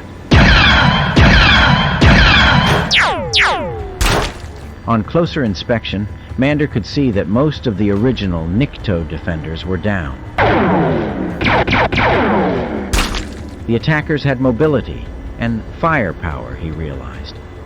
The best he could do to even the odds was to take out the chain of command. The Jedi ran into the open toward the swoop gang leader.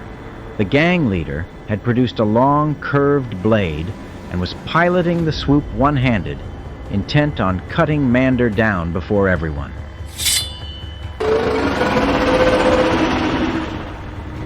Mander felt the pain of a twisted ankle radiating with every step and favored the leg as he ran forward. The swoop leader saw the limp and screamed again. His face twisted in a spasm of Tempest-induced rage. Mander waited for the last second, then brought his blade up to match that of the leader. The lightsaber cut through the blade effortlessly, but the blade was not Mander's target.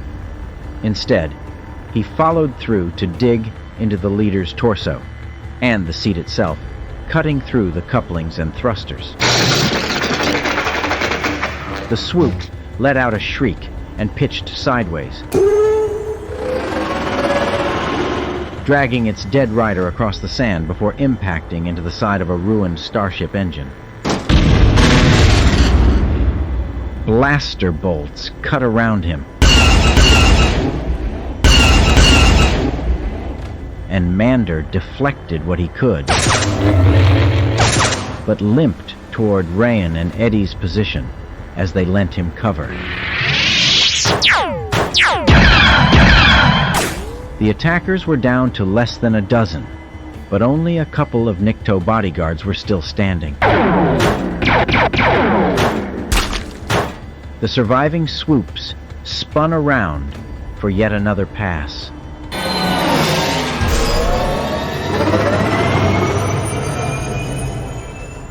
Removing the leader had done little to shake their resolve. Then Mika's own skiff rose from behind the wreckage of the freighter. The small hut manning a forward-mounted gun. The weapon swung in a smooth, practiced arc. 2 of them went up in flames.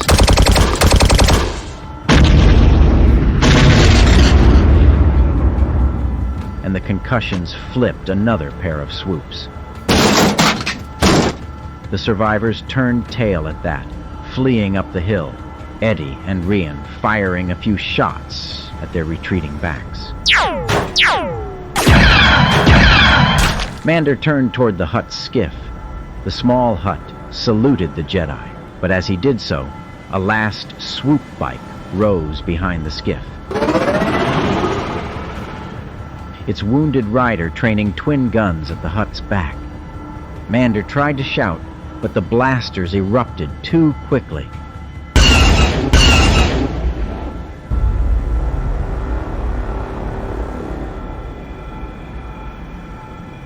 and the hut ducked. It happened in an instant, too fast for even Mander to realize. The hut slumped and threw himself to one side, so that the blaster shots ripped through the forward housing of his skiff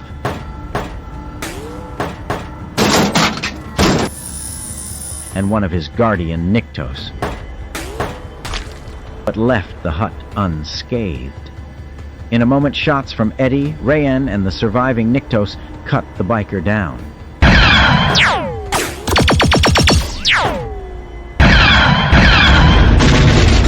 As soon as it had started, it was over. The battlefield nothing more than corpses and smoking blaster scoring. Mander checked out the Nyktos, to find only one or two still alive. Of the swoop riders, none survived the encounter. Their dead faces were twisted in rigid snarls, mapped by the tracery of Tempest-swelled blood vessels. Eddie and Rayan came up to him, and Mander shook his head.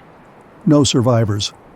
Oh, I didn't know you wanted to question them, said the bosun. Rayan shook her head. Maybe you should have kept one alive yourself. Of course, your lightsaber doesn't have a stun setting.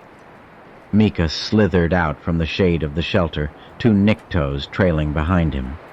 Thank you, Mander said to the hut.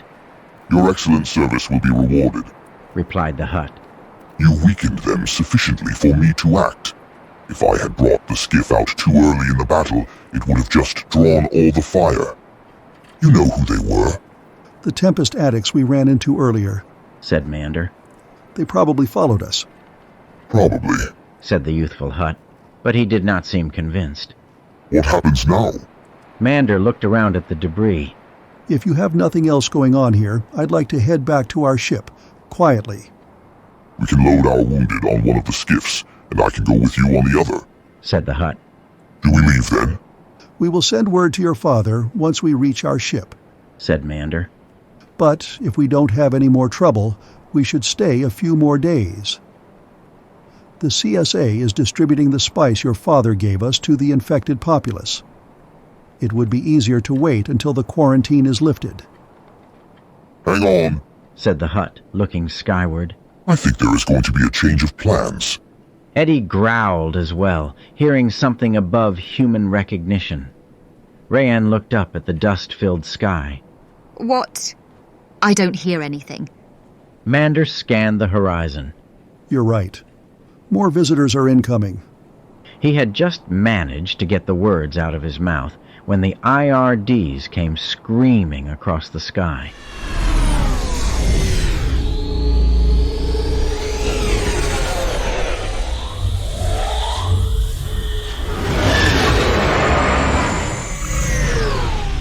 There were three of them. One of them banked toward Tel Bolan.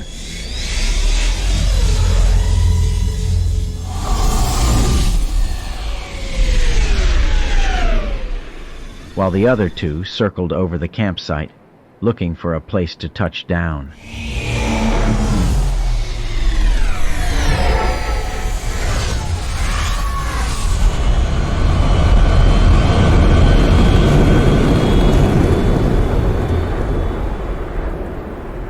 The cavalry arrives, muttered Rayan.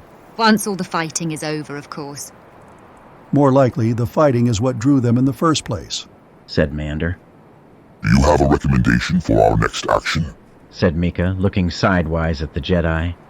Let's play nice, said Mander, and Rayan growled at the concept.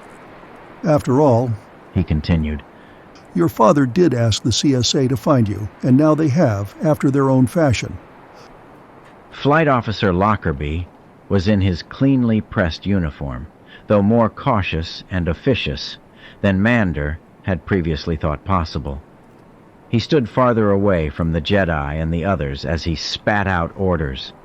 Everyone will remain in the campsite. A shuttle has been dispatched from the Resolute to collect you and your wounded. He continued.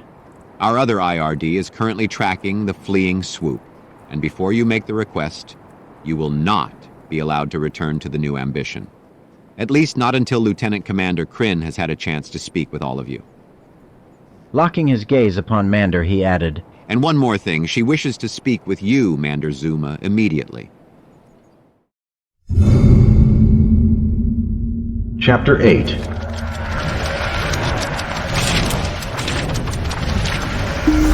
Repercussions.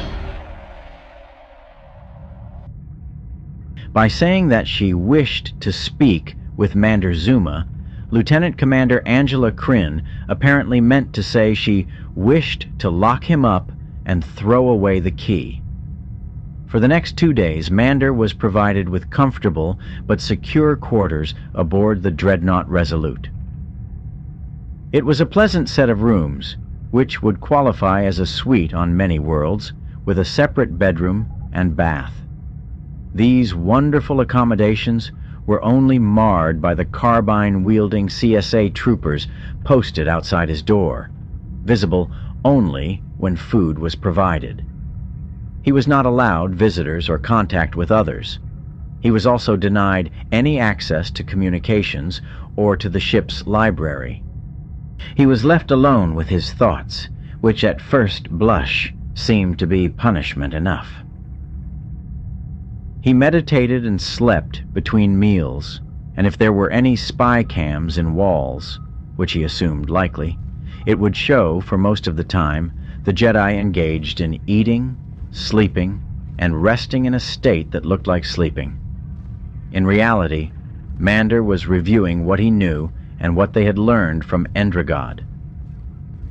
The plague was tied to the Tempest trade, which meant that it might show up on other, more populous worlds. Perhaps it already had broken out on other planets, and would most likely disappear among other, more virulent diseases, or be handled by medicines that were regularly prescribed in more urban areas against a host of ills. No, an isolated outpost on an otherwise lightly populated planet was a perfect place to come down with a new disease. So had this ship of unknown provenance and origin birthed previously on the disease's original homeworld, or did the Tempest itself come from a plague world? Mander reminded himself to ask the lieutenant commander if she could check the spice and the disease to determine an origin point. That is, if he ever saw her again. Of course, they would let them go, eventually. It was too much trouble to keep a Hutt incarcerated, particularly one whose family was interested in his release. And once Mika was returned to his family, the news that Mander was a guest of the CSA would likely spread. The Hutases would sell that information, if nothing else, and the Order would ask for his release, and he would refuse to go unless Rayan and ABY were released as well. Patience, then, was the best medicine, though he wished he could get a message to the two of them, Rayan in particular. He could not imagine her taking this confinement to quarters in good spirits. He thought about her and Eddie, and wondered if the pair had anything in their permanent records that might make the CSA bring other charges against them. He decided that it was unlikely.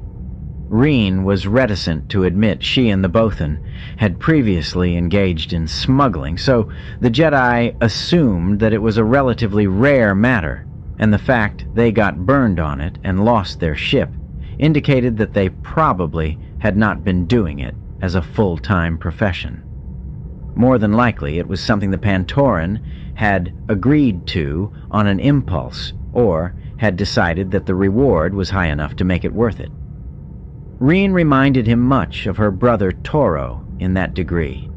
Impulsive, emotional, ready to take the big risk without considering the outcome.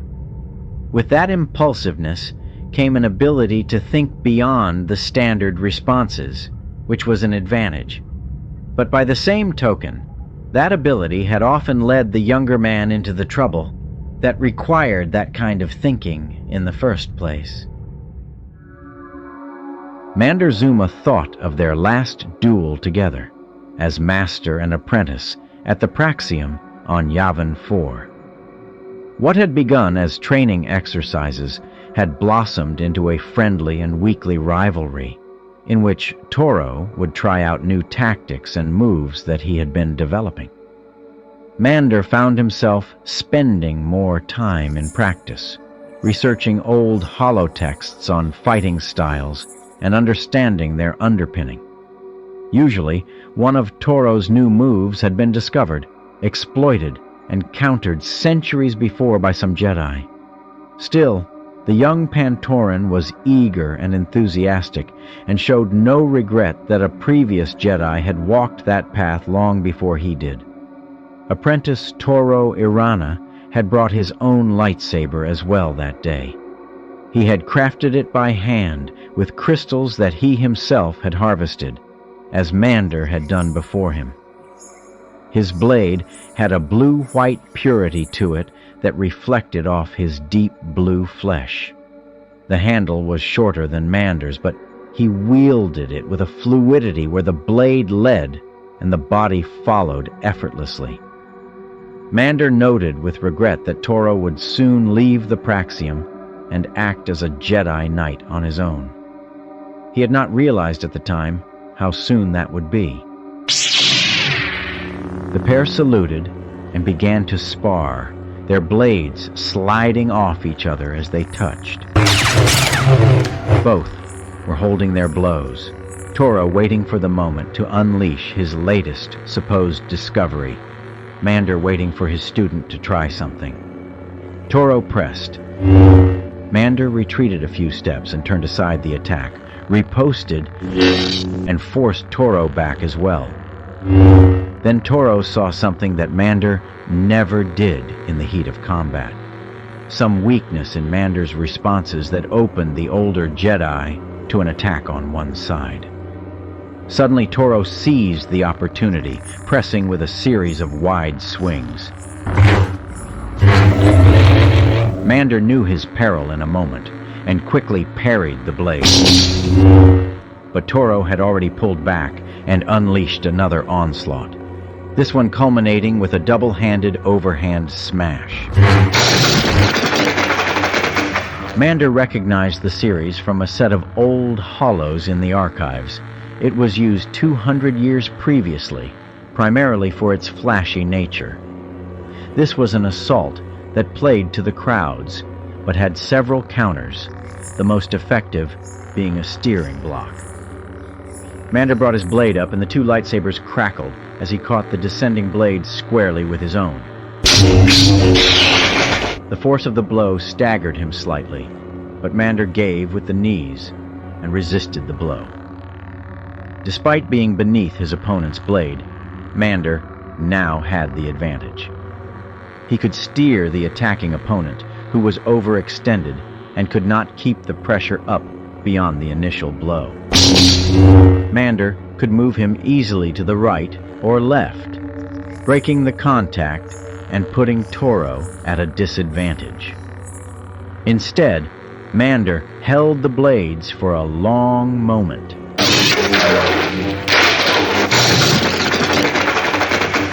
Through their clashed lightsabers, he could feel the pressure of Toro's blade shift first to one side, then the other, trying to slide past the block. Always Mander countered these attempts, keeping Toro in the blocked position. The apprentice was trapped.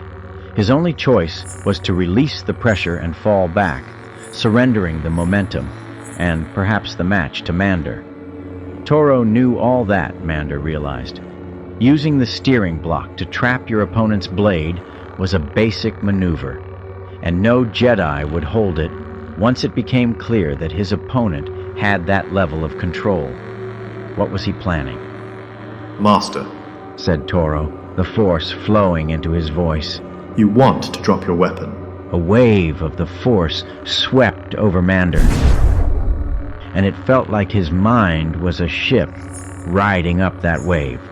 For an instant, he thought this was a reasonable request, and he reduced his pressure on his student's upper blade. Toro grinned and pressed his assault. Then suddenly the boat of his mind crested the wave, and Mander knew what Toro had tried. He was using the Force to weaken him, a simple mind trick. Mander's own resolve rose within him, and he pulled back farther, causing Toro to overbalance now and fall toward him, losing the control that his mind trick had temporarily given him. Mander guided his opponent's lightsaber to the right and stepped away, executing his own push at the last moment and sending his student sprawling. Mander finished his disengage with a twist of his wrist, and Toro's short-hafted lightsaber flew from his fingers. Toro rolled to one side and tried to rise, his hand reaching out to pull his lightsaber to him. He stopped when he realized that Mander was standing over him, lightsaber pointed at his apprentice's chest. Toro raised both hands in surrender. The match was over. Mander, however, did not move. He fought the sense of anger within him. "That was incredibly foolish," he said, trying to make his words sound less furious and more instructive. He failed utterly. "Do not use the Force like that on me." Toro's eyes went wide, and for the first moment, Mander saw something that he had not seen before in his student: fear. Slowly, Mander Zuma raised his lightsaber and shrank the blade back into its hilt. He reached down and offered Toro his hand.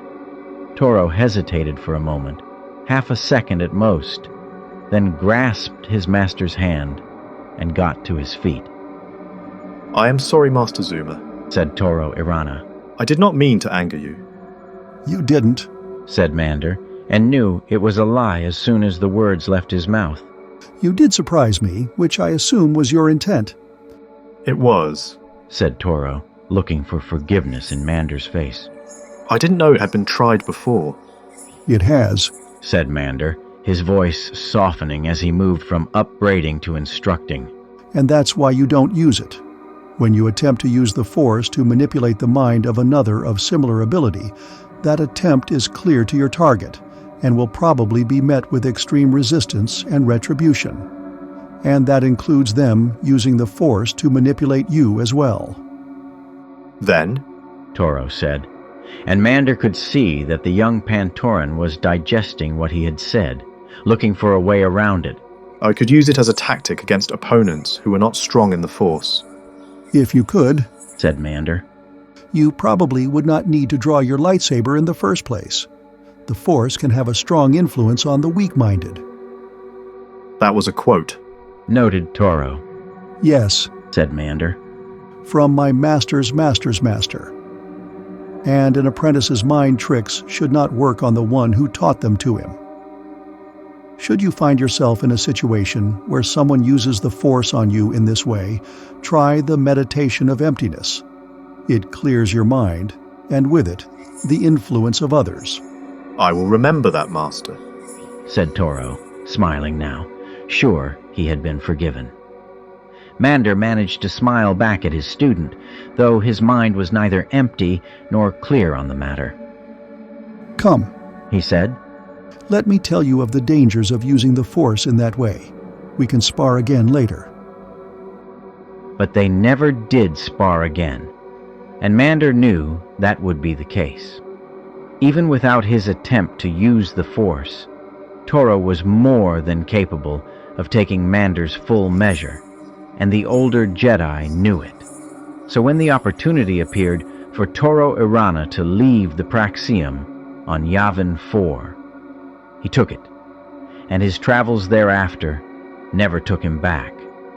The next time Mander saw him, the young Pantoran was dead, lying still in a Swoke's mortuary, his body ravaged by the effect of the Tempest and a fall from a great height. Was it his fault, Mander wondered? If he had not reacted in such anger, humiliated the young man, would he have stayed? Would he have been a better Jedi with more training? Or if someone else had trained him? Or did he let the young man pass into the greater universe without sufficient training, because he himself lacked anything else to teach him?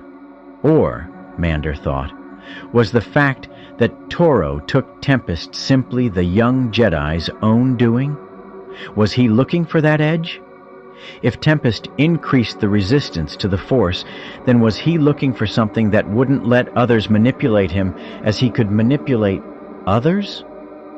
There was a knock, and the hatch slid open, shaking Mander from these musings. Lieutenant Lockerbie appeared with 2 guards. The commander wishes to see you at your earliest convenience, he stated. He and his companions did not move from the entrance, indicating that they would wait for that time to arrive. Mander let out a sigh and pulled himself to his feet, reaching for his formal outer robe. I was having trouble meditating anyway, he said, following Lockerbie as the 2 guards fell in behind them. As they approached the command conference deck, the door hissed open, and another lieutenant, escorting Ren Irana, emerged, followed by 2 more guards. There was a brief moment as the 2 groups sought to move past each other in the hallway without breaking protocol. It seems she wants to talk to all of us, said Ren as she passed near Mander. What did she ask you about? Said Mander. Ren made a face and said, What do 2 women always talk about? Seeing the confusion on his face, she answered her own question. Men. And then the changing of the guards was complete, and she was gone, back to her own private, guarded suite. Mander was issued into the lieutenant commander's presence. The command conference deck was as Spartan as Mander remembered it. Only 1 chair was before the large desk console. Mander noted that the holochess game was paused in mid-game to one side. Behind Lieutenant Commander Angela Kryn, Endrod spun slowly on the view screen, unchanged from the time when the plague held that world in its grip. Angela Kryn did not look particularly pleased to see Mander, despite the passage of 2 days. It goes without saying that your actions reflect badly on my judgment, said the lieutenant commander. I don't think it was bad judgment at all, said Mander calmly. You were my personal guests when you first arrived. For 3 days, Kryn said. 3 days. At the end of that time, you did not proceed out of the system as instructed, but rather immediately attempted to break the medical blockade, landing on a quarantined world. In all fairness, Mander said calmly, the blockade should have been in place to keep people from leaving, thereby spreading the infection. Breaking into a plague house pretty much carries its own penalty. You then violate CSA law, she said, ignoring his comment. Get into a brawl with local thugs, and finally engage in a firefight with those thugs at the site of a previously unreported crash site, which may have been the cause of the plague in the first place. Angela Kryn shook her head and asked, What do you have to say for yourself? You're welcome. Before the lieutenant commander could recover, Mander added quickly, We delivered medicinal spice to you before your own government could, making it easier to restore the rule of law on Endrod. We took it upon ourselves to locate a missing Hutt, whose recovery both reflects well on you diplomatically and reduces the number of irritating holomessages you would receive from his concerned family. We took out a swoop gang that was terrorizing the disease-weakened populace, and in addition discovered that a deadly hard spice called Tempest was being smuggled onto the planet. All of which you could do on your own, and commendably well, I may add, were it not for the fact that you were trying to hold everything else together and maintaining a one-ship blockade.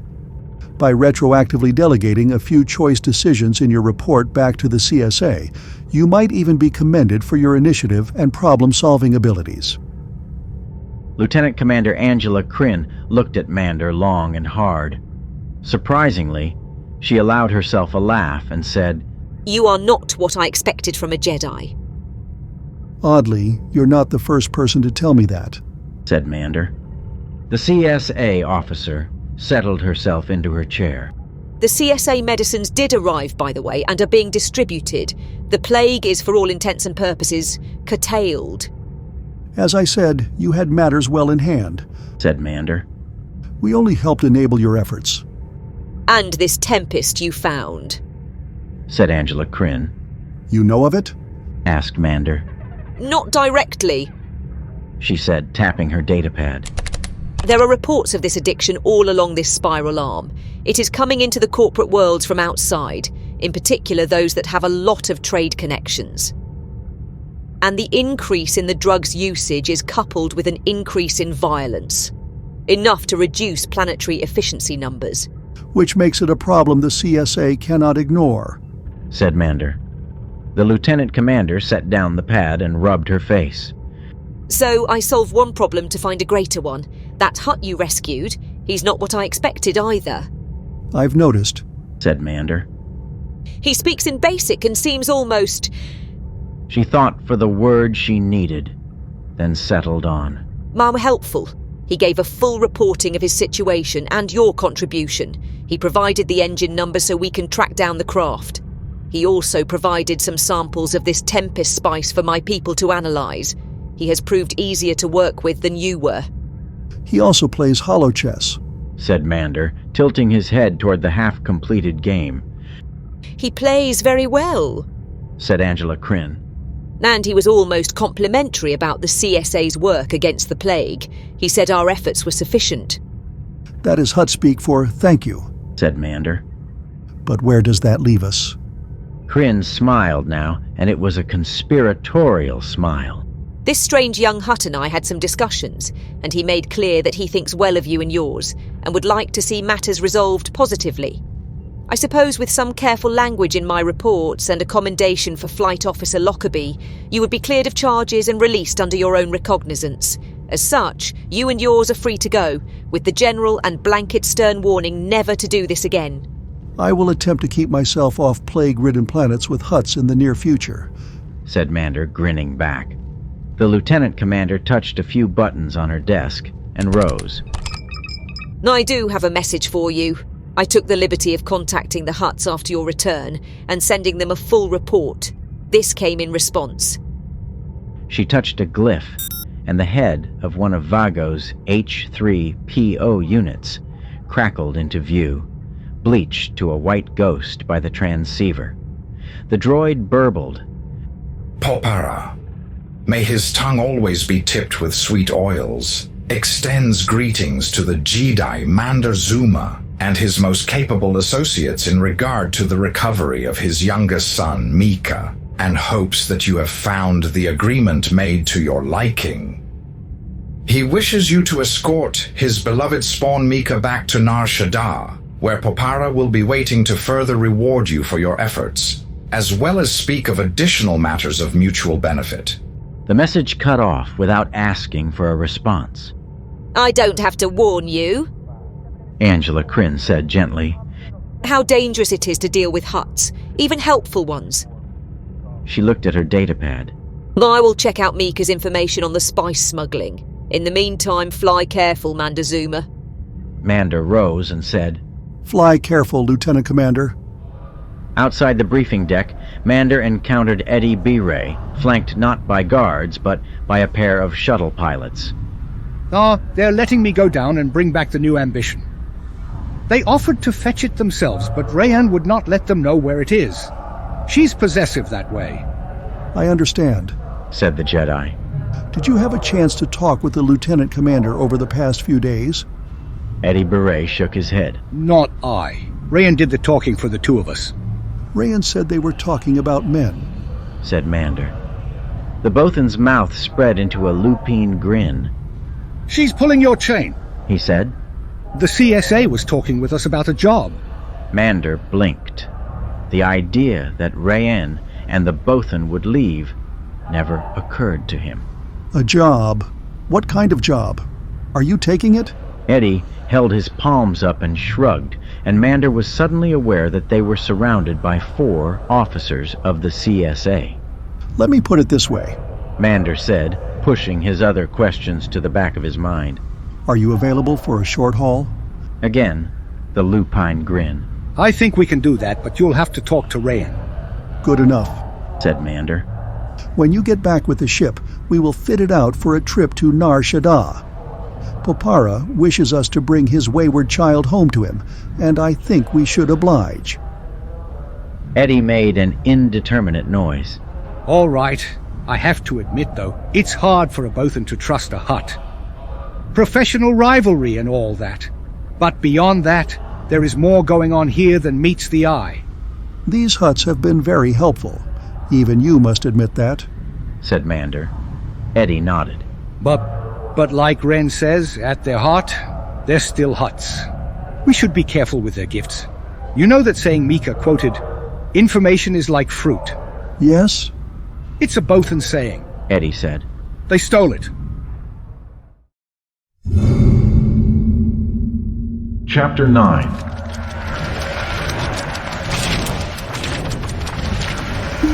A Night on Nar Shadaa. Once upon a time, Rian said, the Hutts did not live on Nalhuta, or on its moon Nar Shadaa. They lived on a planet called Val, and it was a terrible place, perfect for the Hutts. The world orbited 2 stars, Ivona and Ardos, whom the Hutts said were gods and lovers. Ivona was consumed by darkness, and Ardos, in rage, exploded, destroying all the other worlds of their system and blasting the very atmosphere from Val itself. She tweaked the descent controls, and the traffic relays glowed green on her console for their final approach. The bow of the new Ambition dipped toward their destination. "Ivona was consumed by a black hole," said Mander. "Ardos went nova and is now a white dwarf." Rayanne ignored him. The Hutts fled before the devastation and came to the YouTube system, and found the world Evokar, which they called Nalhuta, glorious jewel in their language. But Nalhuta was occupied by another species, the Evoshi, who welcomed them and thought to share their lands. The Hutts did not like the idea of sharing, and drove the Evochi from their world, resettling them on the largest of its moons, now called Nar Shadaa. And then the Hutts took over Nar Shadaa, the smuggler's moon, and killed all the Evoshi anyway. "I am well aware of the stories and the histories," said Mander. "I've read them myself in the archives. You have a point?" The point, said the Pantoran, is that the Hutts have survived the deaths of their gods, and think of themselves as suitable replacements for those deities. They consider everyone and everything else expendable. They had spent an inordinate amount of time in a holding pattern beyond the orbit of the smuggler's moon, waiting for permission to land. Mander thought that while Popara was a powerful force in the Indrexu sector, his was not one of the clans of the ancients, the true ruling families of this world. He was ultimately a small fish in this wider and more deadly sea.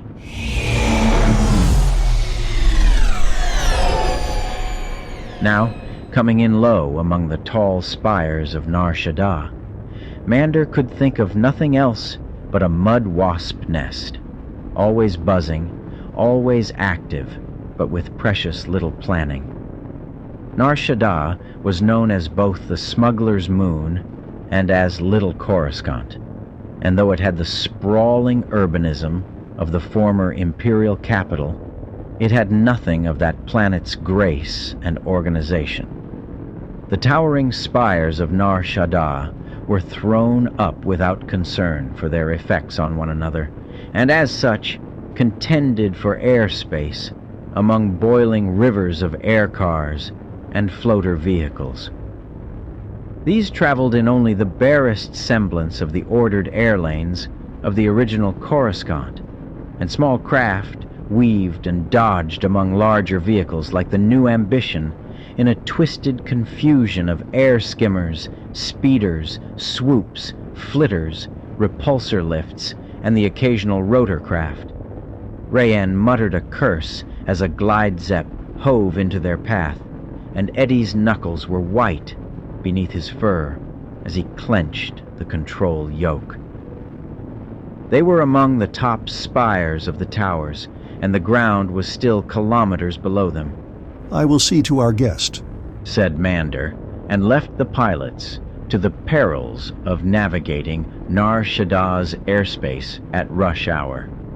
He found Mika in the galley with Orgamon and another Nikto, the other survivors left behind to salvage what they could from the Skydove warehouse and claim salvage rights on the crashed freighter. Mika had swapped his oversized Zerapi blanket for an equally large vest, brocaded in gold stitching. The two Niktos were sponging the hut with a concoction that smelled like rotting flowers. "We will be landing in a few minutes," Mander said. "The air traffic is difficult." Mika nodded. "The air traffic is always bad. Huts take it as a good sign when no one has time to obey traffic laws." He waved off his two supplicants with an instruction in Huttese to gather his belongings. Mander remained. "Your companion, the Pantoran," said the Hutt. "Rayan Irana," said Mander. "She is the sister of a Jedi, no?" asked Mika. "Does she have the power within her as well?" "She is Toro Irana's sister," said Mander. "And while the Force can be strong in family lines, she does not have either the aptitude or the training of her brother." "Yes, the aptitude," Mika said. Then, "The brother, he is truly dead?" "Yes," Mander said quietly. "And these Bomu, these Rhodians, they killed him?" said the Hutt. "I think so. Toro was—" Mander thought for a moment on how much he should tell the Hutt, then said, "Poisoned. Drugged with Tempest. He fell from a great height." "I am sorry," said Mika, and lowered his eyes, almost in respect. "That would explain much, then." "Much?" asked Mander. "The young female," said Mika. "She was very curious about the cargo of the plague ship. She asked the CSA lieutenant commander much about it, and about what the corporate sector knew about the Tempest spice. Angela Kryn, in turn, asked me, and I provided what information I could. But I find it interesting." "How so?" said Mander. The Hutt let out a nervous hiccup. "The man you sent to negotiate with my father is killed with this Tempest spice. And the plague ship, I find, was carrying this spice as well. Surely there has to be a connection. The galaxy is too large for such a coincidence, such a twist of fate." "Hence the questions about the Bomu clan," said Mander. Mika the Hutt gnawed on his lower lip. "I will check this out once I talk to my father. I don't know if we use the Bomu clan in our dealings or not. Something is going on, though, and if we are not aware of what it is, we are at a disadvantage. I don't like it." "Neither do I," said Mander. "If there is anything you can do to find out who is ultimately responsible, I would be most appreciative." Mika nodded in agreement, but the Jedi did not make to leave the room. Mika looked at him. "There is something else?" Mander frowned, wondering how to best approach the subject. "Back on Endrod, when we were attacked by the Swoop Gang." "An experience I hope never to relive," put in Mika, though he smiled as he said it. "Your help was greatly appreciated," said Mander. "But at the end, that last swooper had you dead in his sights." "Yes?" "He missed you." "You shouted out a warning?" noted Mika. "Not in time," said Mander. "Besides, you were ducking before I got a chance to shout." "I was most fortunate then," said Mika. "I guess sometimes there just is a twist of fate." And with that, Mika the Hutt closed his eyes, a sign of dismissal. Mander would have pressed, but a string of Bothan curses erupted from the cockpit, and he went forward to lend what moral support he could to the pilots. He did note that Mika called his order the Jedi, and not the Huttese Jedi. As Lieutenant Commander Kryn had noted, Mika was a very odd Hutt.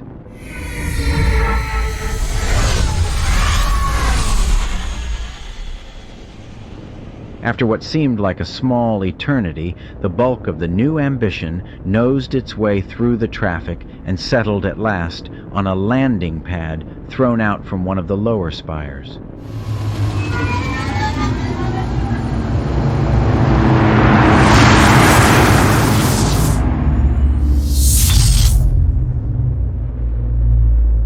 The Durasteel supports groaned under the ship's weight, and a stricken look crossed Rayanne's face at the idea that the pad could collapse, casting them into the hut-made canyons below. The supports held, though, and Eddie began deactivating systems and setting controls to standby. Both spacers slung their blasters at their belts. Landing pad X1256 AEB, said Eddie. Remember the number if we get lost and split up. Mander let Mika lead the way down the landing ramp, the Jedi, Pantoran, and Bothan following, and the two Niktos bringing up the rear. They were greeted by another pair of Niktos, these armed with blaster carbines, each flanking a green protocol droid, one of Vago's H-3POs. Young Master Mika, said the droid, followed by a cascade of Hutties that Mander followed along as best he could. The gist of it was how valiant young Mika had been in adverse situations, how fortunate it had been for those on Endrod that he had been present, and how wise mighty Popara had been to enlist the aid of such competent employees as the others that now followed in his illustrious wake. Then the droid turned to Mander and the others. A feast has been prepared in your honor to celebrate Mika's return.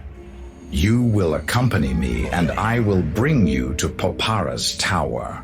As he was about to accept the invitation, Mander caught a gleam of something on the catwalks over the entrance. He had been too slow before on Endrod. This time, he did manage to shout a warning before the sniper squeezed off a series of shots. Mander dropped to a crouch, lightsaber up, and alongside him both Rayan and Eddie had their blasters in hand. The Niktos converged on Mika, who fell back a few steps behind their protection. The H-3PO unit had no such protection, and as it turned to look, it took a blaster bolt to the head.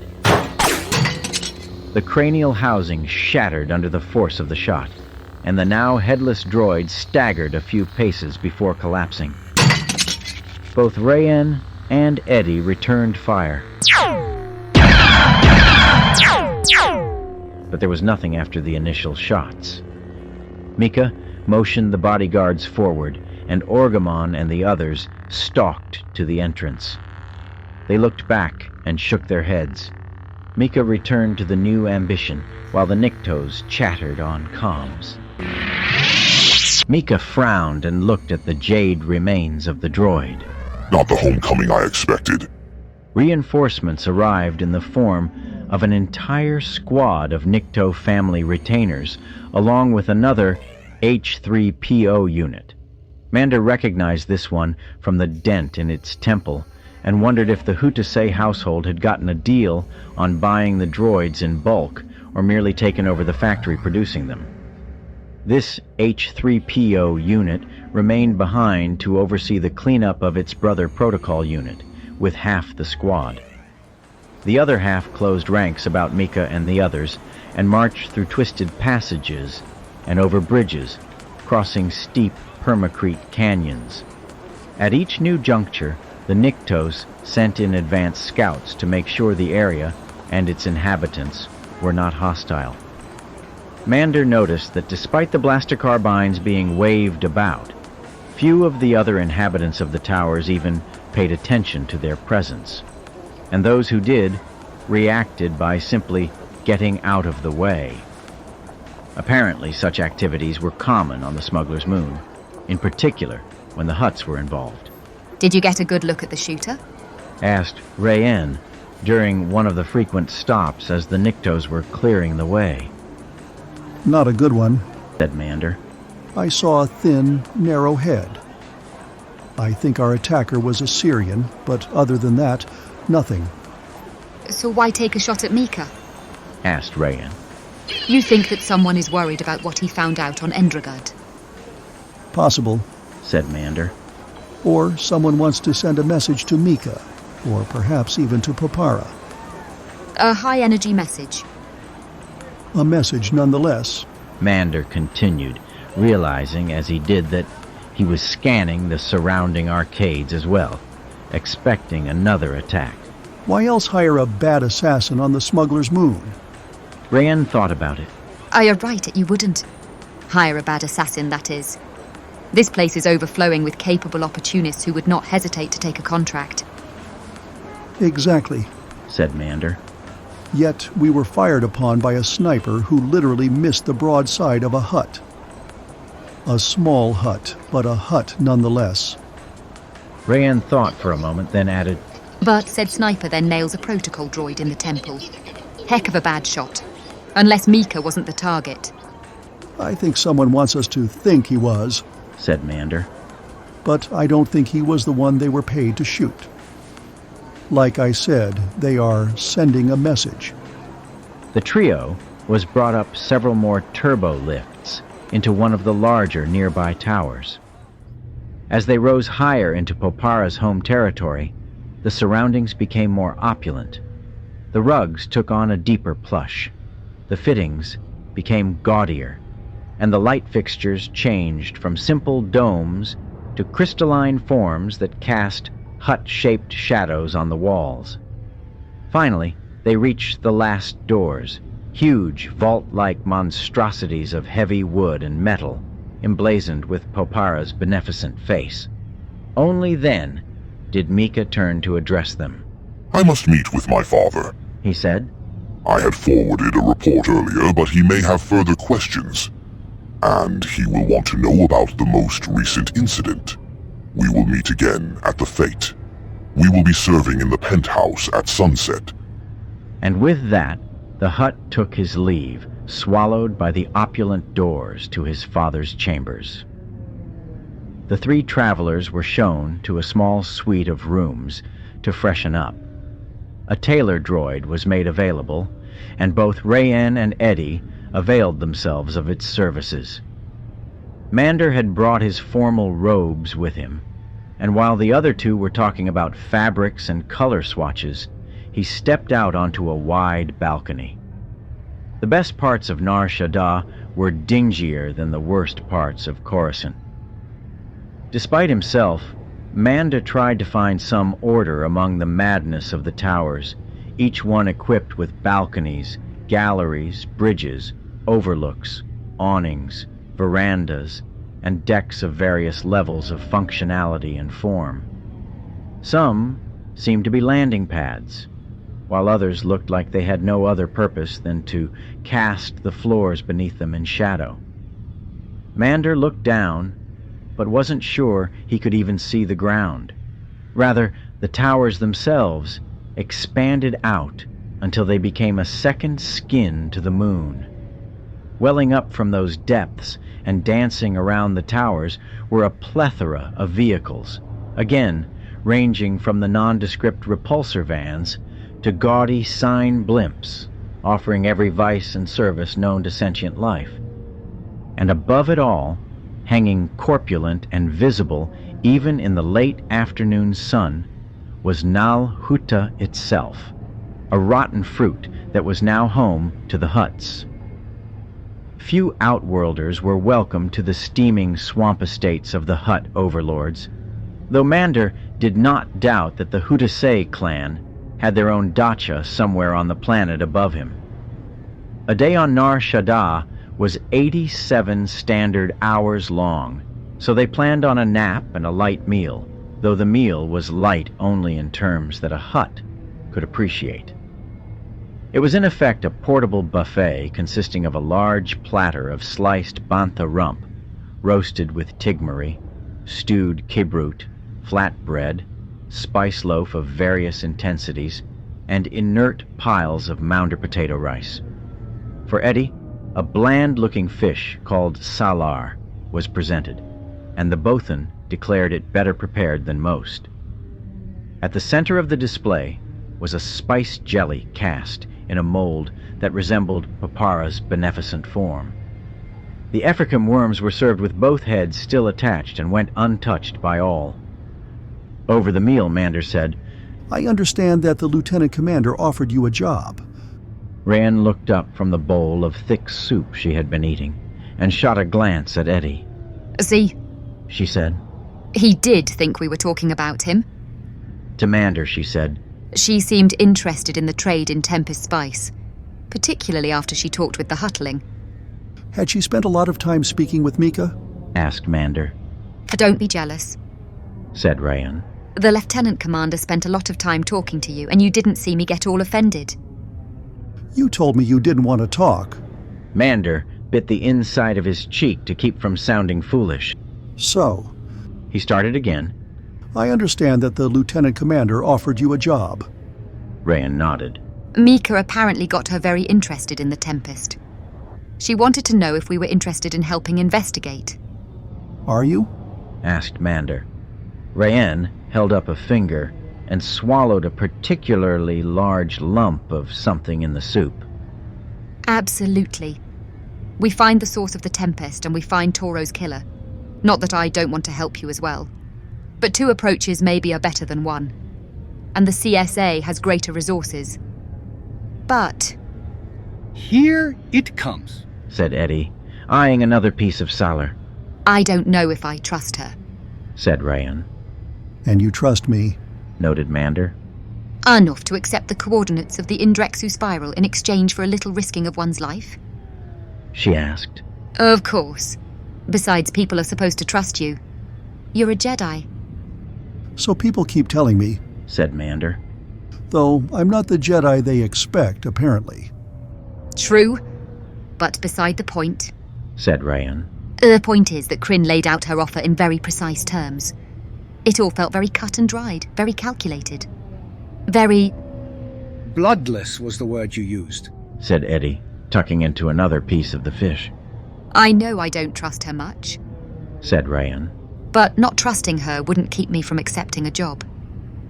Mander nodded. It seemed clear to him that Rayan was leaving, but had not fully realized it herself. And she was right about one thing.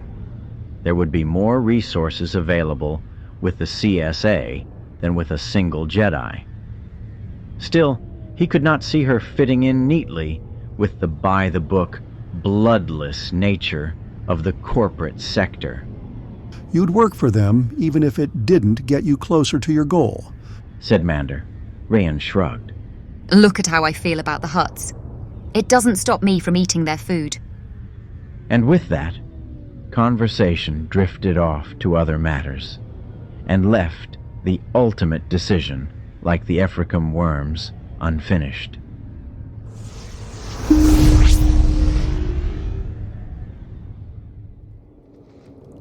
Deep in the bowels of Nar Shadaa, a beeper chimed at Coax's belt. The one-eyed Clatuinian moved back to her sleeping pod and activated the privacy filters.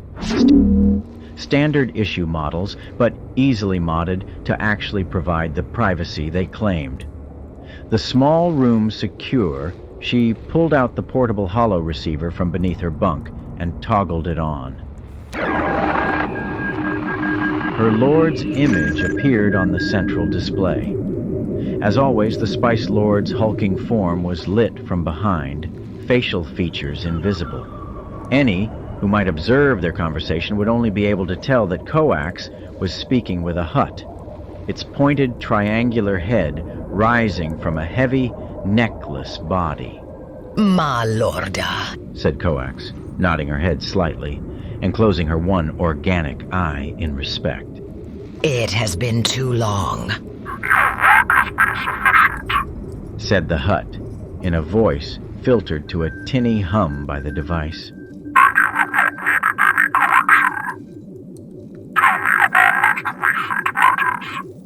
"Market penetration of the corporate sector authority proceeds apace," said Coax.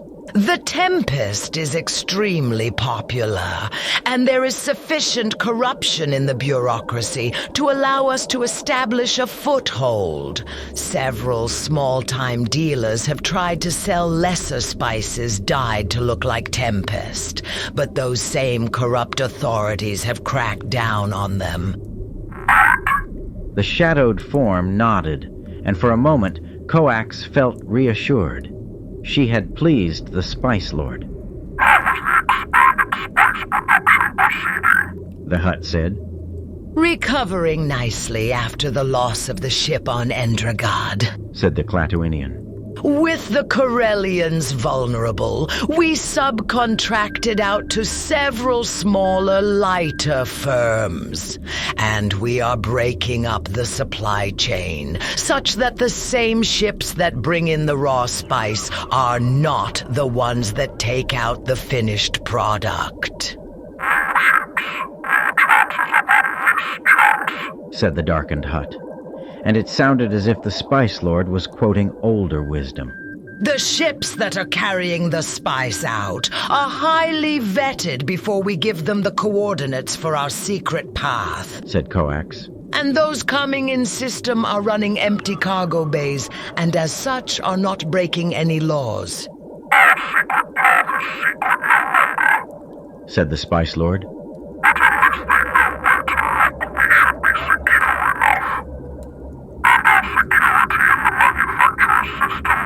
The requisite bribes have been issued, said Coax, toggling a small chip along the side of the receiver. A blue-white spreadsheet appeared in the air between her and the Hutt's image. As you can see, they are well within our budgetary expectations, with marginal impact on our bottom line.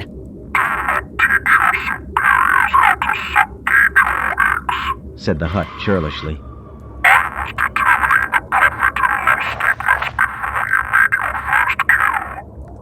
Of course, my lorda, said the Clatuinian, regretting almost instantaneously the implication that the Hutt did not understand economics. Seeking to put herself back into the Spice Lord's good graces, she added, The weapons that were discovered near the manufacturing ship. We cannibalized about half the parts to get the other half operational, said the Clatuinian. They were in amazing condition for being so old, said the silhouetted form. The Spice Lord was pleased again, and that brought a warmth to the Clatuinian's heart.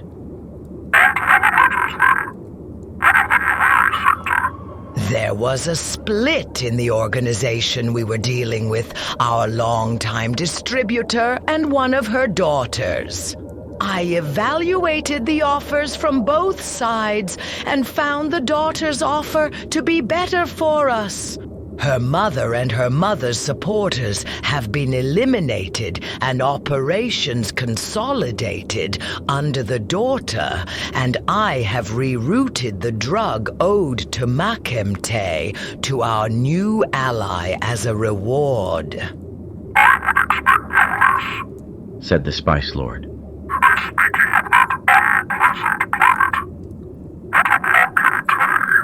They are on subsistence drops for the moment, said Coax. Their bungling brought the attention of the Jedi down upon us,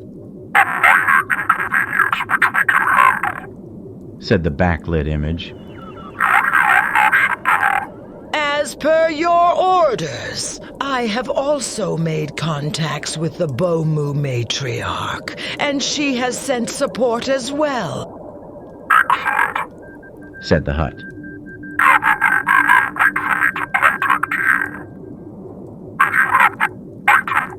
Despite herself, Coax's hand went to the oversized hip pouch on her belt. The lightsaber weighed heavy against her side. Even in the shadowed profile, she was sure the Hutt caught her motion and was amused by it. Shall I bring it to you? She asked.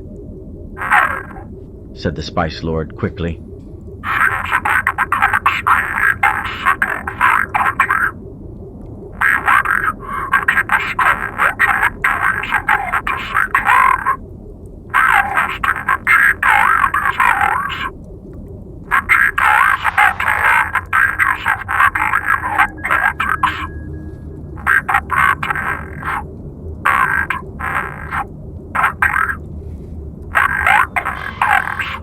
Again, Coax bowed. As you wish, said the hut, and broke the link. Coax collapsed on the bunk of the sleeping pod. She could have said that the Bomu were getting particularly hard to deal with, that their matriarch proposed increasingly direct and dangerous methods of vengeance, but that was something her lord did not need to know. All the Spice Lord needed to be informed of was that the requested support was in position. The control of that support was her problem. Coax had riled up the Bomu clan, and now, upon the Spice Lord's command, was going to unleash them on the Jedi. Maybe it would be enough to end this particular threat. And who knew, perhaps each would wipe out the other and solve all of their problems. If the Bomu happened to be particularly enthusiastic in their work, who was she to fault them? The one-eyed Klatooinian reached into her hip pouch and pulled out the Spice Lord's prize. The metal hilt of the dead Jedi's lightsaber glittered in the weak light of the sleeping pod. She thought about turning it on, feeling the power that radiated through it, but demurred. There was little enough room in the sleeping pod for herself and the HoloLink, and she would likely achieve nothing more than shredding the surrounding walls, and that might attract undue attention. She had met the Spice Lord but once in the flesh, and when they met, the hut had said simply, "Protect me." Since that day, she labored to keep her master's empire intact, despite long periods without contact, and to be ready, at a moment's notice, to carry out the Spice Lord's will. And if the Spice Lord desired a Jedi lightsaber, who was she to argue? She replaced the Spice Lord's trophy, packed up the holo receiver, returned the security screens to their factory-issued insufficiency, and left the pod. She had to rally the Spice Lord's hounds in the hope that they would remove one more problem from her list.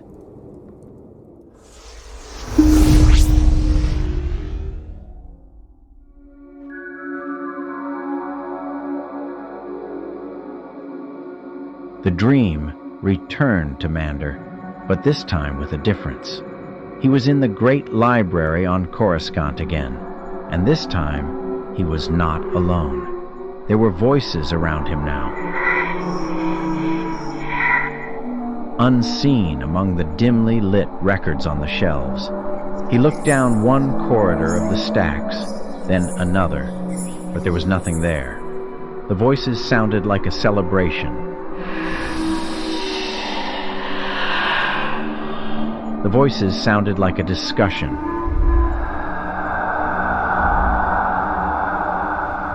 The voices sounded like a heated argument. In the distance, a low bell pealed, as always.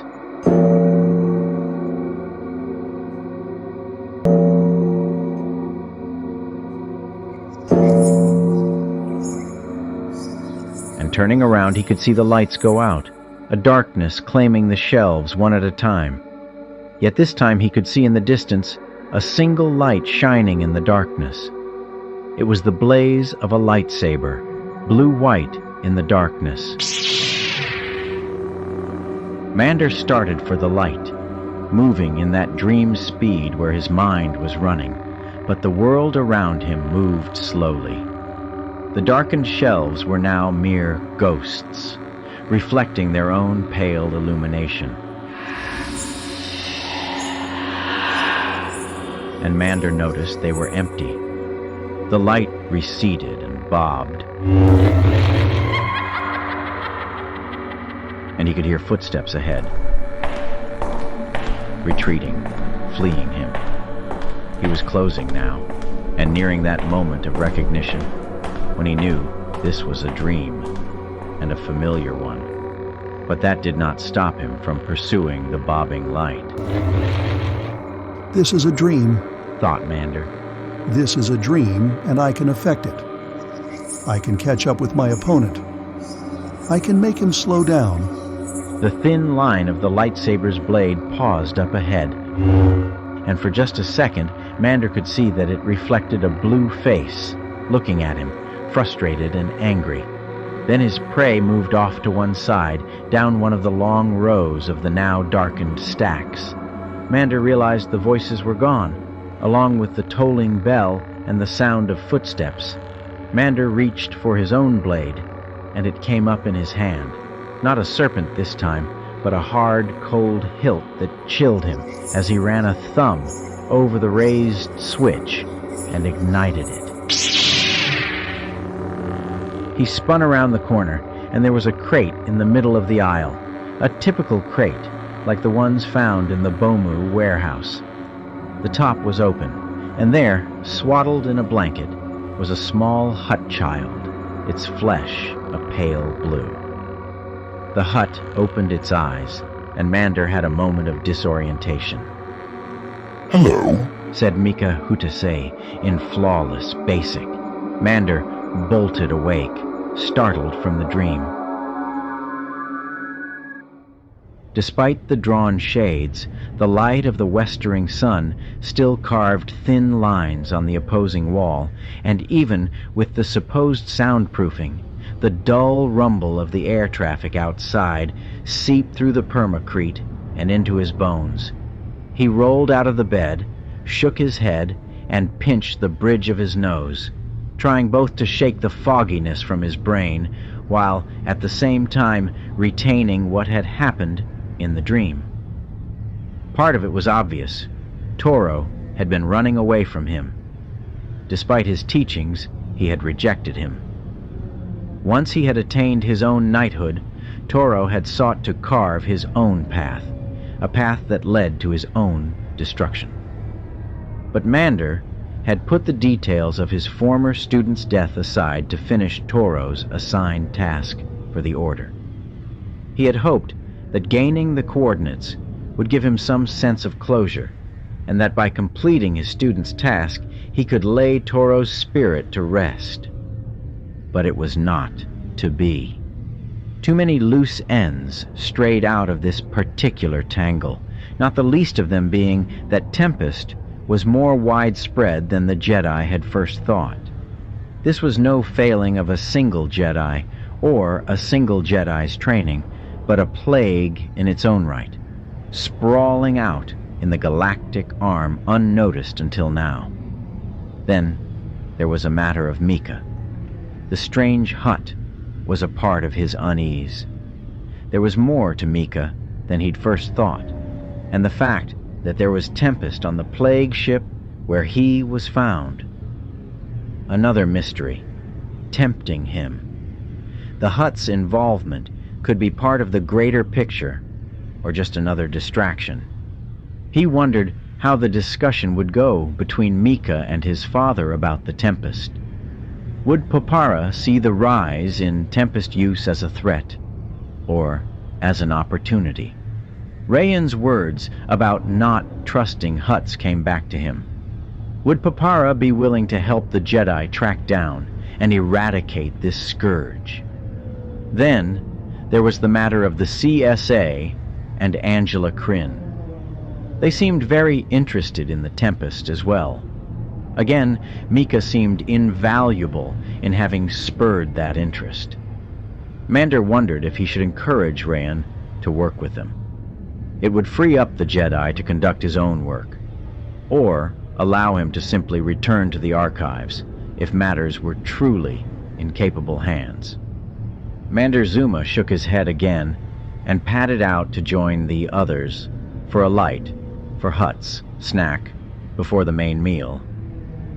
In his absence, the tailored droids had arrived with new outfits. Rayan had chosen a practical outfit of deep violet spacer's slacks with matching vest, both highlighted by white piping. A silver-gray shirt of Dramasian shimmer silk blended well with her azure skin, and she had touched up her facial tattoos with ochre powder. She still had her holster, but apparently had left the blaster on her ship.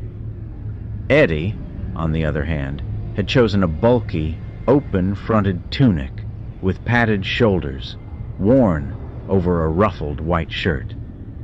Just as the sun, blood crimson from pollutants, touched the horizon, the dented H3PO unit came to escort them to the party. The droid buzzed with something that resembled excitement.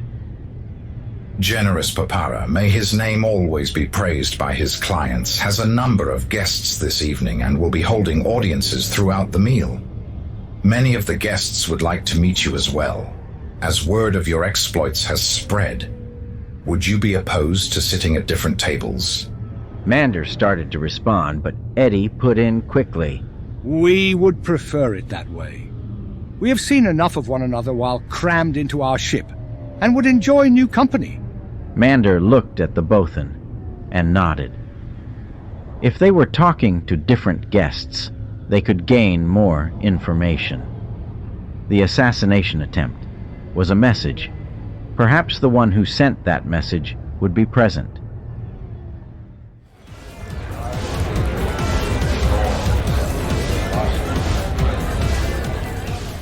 The penthouse was not quite at the tip of the tower's spire, but occupied an entire floor close to it. A turbolift deposited them at one end of a large room ringed with windows overlooking the city. On one side, the setting sun was being overtaken by the girth of Nalhuta. Out the other set of windows, the city moon was already in shadow, alive with its own brilliances of signs and lights. Across the far side of the room, a translucent white wall reached from side to side with two great sliding screens.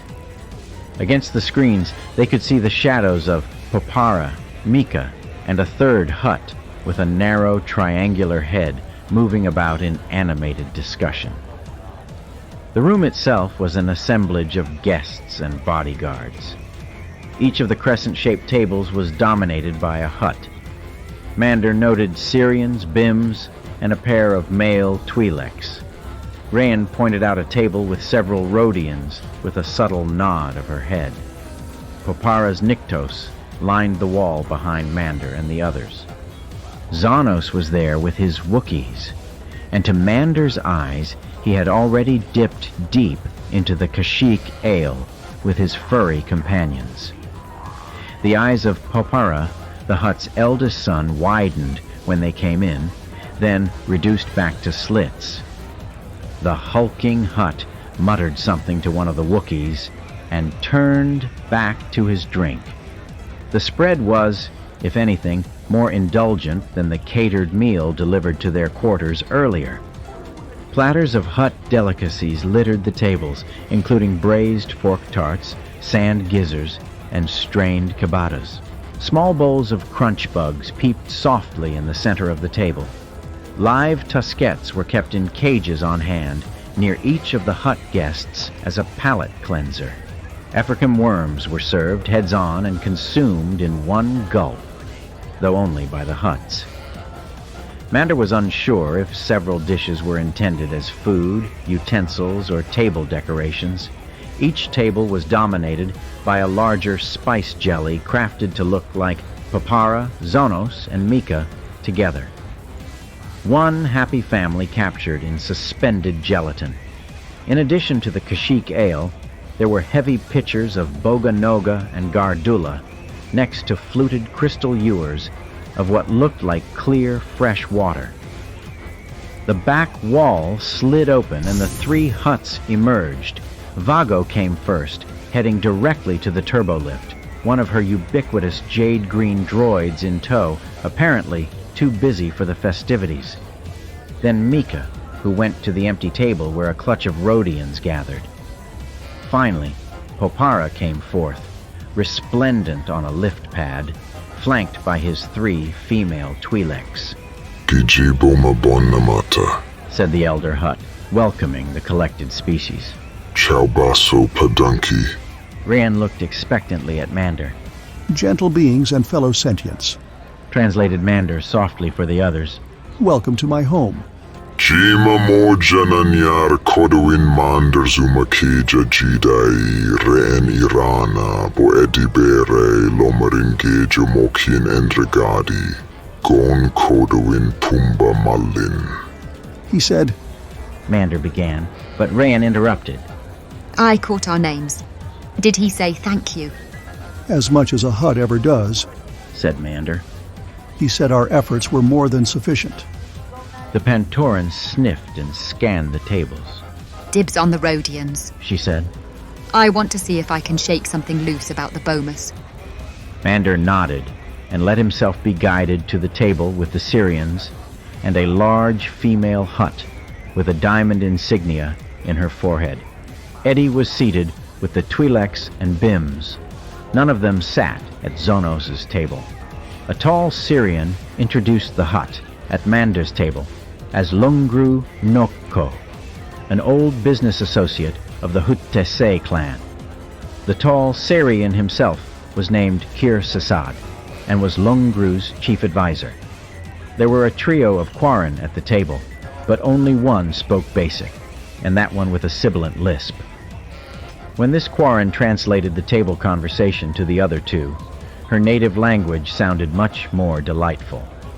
Lungru, of course, only spoke in Huttese, and Mander could follow well enough, though Sasad would step in when Lungru slurred a colloquialism, or Mander had difficulty making a point. The female Hutt was particularly interested in their adventures on Endrod, and more than once referred to Mander as Mika's savior. Such a child needs protectors, said the Hutt. Pulpera's youngest son seems more than brave and capable enough, said Mander. We had an incident earlier today.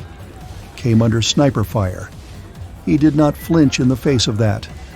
Lungru's eyes widened in surprise, and Mander added, I believe our shooter was Syrian. Lungru made a chortling noise and burbled in Huttese. A Syrian? Do you recognize him at the table? Perhaps Kir Sasad here slipped away from my entourage to take a shot at Papara's favorite. The Syrian advisor gave Mander a look as cold as deep space, but the Hutt continued, amused at her own joke. Perhaps you snuck away when I was not looking. Eh, Kir Sasad? Kir Sasad replied stonily. I would never do anything without your orders, Lord Lungru. But the Syrian's stare never left Mander. Lungru proceeded to say that she would never do anything so crass as to assassinate a rival before a dinner party, and noted that Mika being a target was not the young Hutt's fault after all. Papara babies him. It happens to older Hutts. We get soft, sentimental.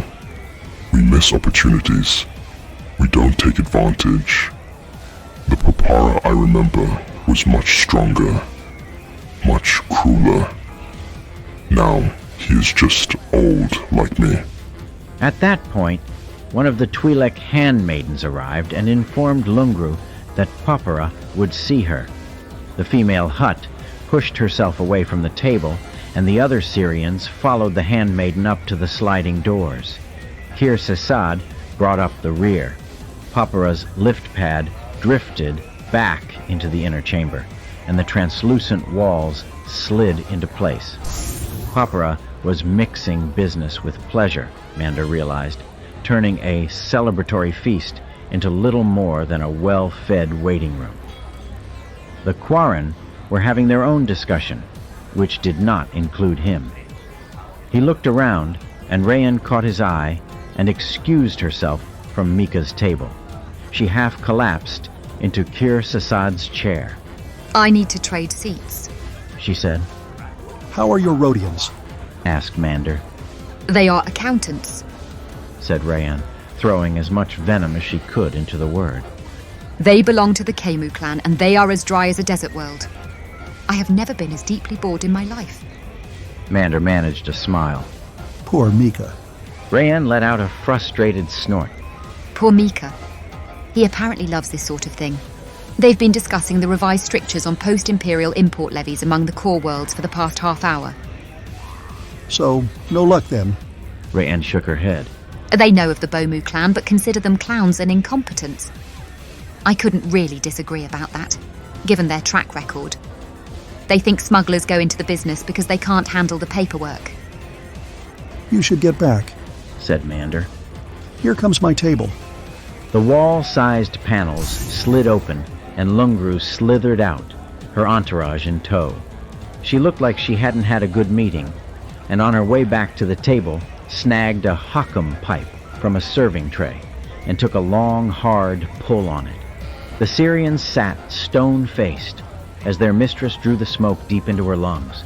Even the Quarren were quiet. Lungru looked at Mander at length, then let out a torrent of hut-teas that Mander had trouble following. The Jedi looked at Kirsasad for a translation.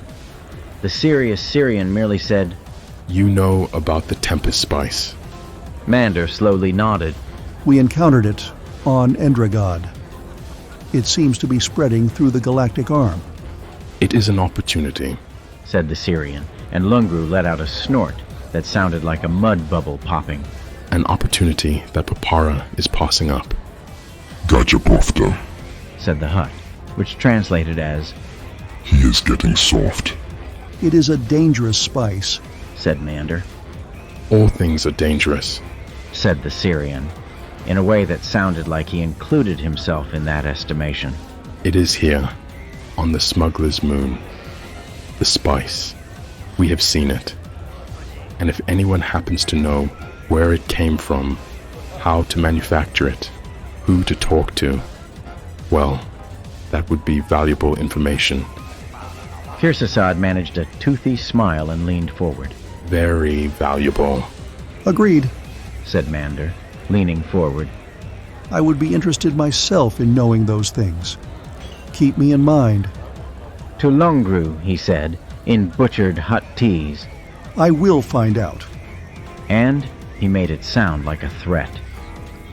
Mander pushed himself back from the table, leaving Lungru sputtering and the Quarren giggling in his wake. The Rhodian accountants had had a brief meeting with Popara, and the other hut, Perella, was now ushered in.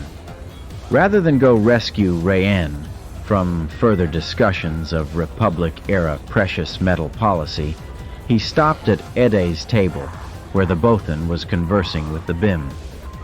"It is good to see someone is having a pleasant time," said Mander. Eddie smiled. "The Bim here were rescued by one of Popara's ships, and have been negotiating to pay off the debt for that rescue. Since the food is pretty good here, they are in no hurry." The Bim nodded, and held up some sod creepers roasted in their own shells. "And the hut at your table?" asked Mander. "A strange one," said Eddie. "His name is Perella, and he likes to hunt." "Hunt?" said Mander. "Most huts are, well, slugs," said Eddie. "Inert invertebrates. This one likes the thrill of bringing down his own kills. Has been going on at length about knocking whirlbats out of the sky on his estate on Nal Hutta. He likes weapons of all sorts. Oh, and he's probably going to corner you about your blade." "My lightsaber?" said Mander, the deactivated hilt feeling heavy at his side. "Why?" "New weapon for him," said Eddie. "He'll want to try it out." "A lightsaber can be dangerous in the wrong hands," Mander replied. "Jedi study for years to master its nuances. Without the Force, it is dangerous to its user as well as to its opponent." "I told him something like that," said the Bothan. "Needless to say, a hut hears nothing he doesn't want to. Have you noticed, Zonos?" Despite himself, Mander turned to look at Popara's elder son, locking eyes with him across the room. "He's been staring at you for most of the evening," said Eddie. "His Wookiees were irritated by me last time we met the huts, but now, nothing. They've been staring at you. And every time you do anything, Zonos just gets angrier. You're doing something to get his ponderous back up." The hut's eyes narrowed, and one of the Wookiees said something, earning a cuff across the back of the head from the hut. Zonos looked, if anything, angrier and more dangerous than earlier. His thick, bluish hide seems to radiate rage and irritation. Mander turned back to Eddie. The Bothan said, "He probably doesn't know if you said anything to his father about the little chat you two had before we went to find Mika. Or what you will say." "Meaning?" said Mander. "Meaning we could theorize that the target of this afternoon's assassination attempt was someone other than Mika," said Eddie.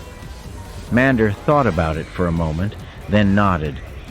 The panels to the back room opened, and Perella the Hunter emerged, a smile across his broad face.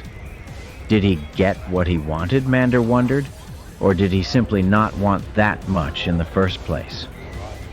Raen manifested at the Jedi's side, one of Popara's Twi'leks, visible behind her shoulder. "We're up next," she said, and the Twi'lek motioned for the doors. They walked through the doorway, and Mander felt a tingling along his flesh, as if he had passed through a bubble made of static electricity.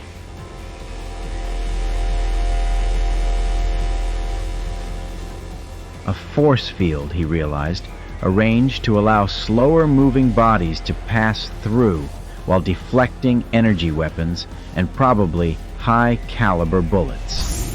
Popara was no fool, and was making sure just in case an assassin decided to send him a message in a more direct fashion.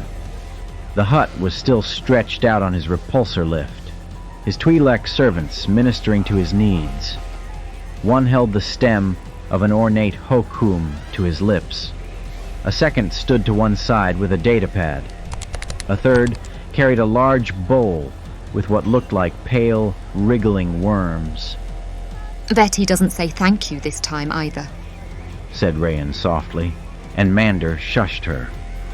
Popara Hutase took a long, slow pull on the water pipe. Nodding at its Twi'lek bearer, she backed away, and the hut exhaled the smoke from his narrow nostrils. Then the hut unleashed a long torrent of hut-teas. Mibidoda jiskaja wonki Popara. Popara was getting down to business at once. Mander caught the gist of it, but the Twi'lek confirmed his thoughts in translation. "Mighty Popara bids you serve his family," said the Twi'lek, as Popara grabbed a fistful of pale white worms and stuffed them enthusiastically into his maw. "His youngest son, Mika, has uncovered that the plague that trapped him on Endrod was tied into a new form of spice. A hard spice that thickens the mind and inflames the passion. Mighty Popara would never condone trade in such a spice, despite the urgings of others." Here Popara swallowed his mouth full of worms and continued with another torrent of hut-teas, hooting with each statement. Mio Frida Mika, Boskata Gula Amazalus Tempest and Stukanta CSA. The Tempest spice is throughout hut space and the galactic arm and is a bane to us all. Mighty Popara believes that young Mika found out enough to call attention to his actions, and those involved in the smuggling targeted him for elimination. Popara, at this point, levied a long series of curses, many of which Mander knew, but several of which sounded extremely innovative. The Twi'lek chose to edit those out of her translation. Grandio Popara no Hutasaka. Heis Crispos da Mikiuna da Dopa Miki Grancha Popara. Popara will not have his family threatened. He has crushed his foes and left clan homes empty among those who have challenged him. For this reason, he wants to find out who is responsible for this new addiction on the worlds, so he may destroy them. Popara patted his belly, let out a belch, and motioned for more worms. After downing another handful, he took a long drink from a crystal ewer and continued.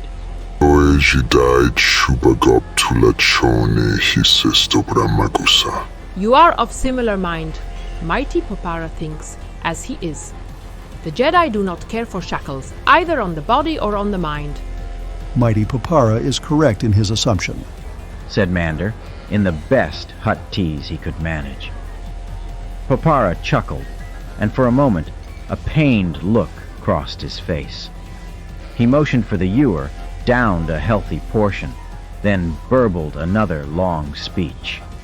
Papa Popara, no want frita mika noleia azalus.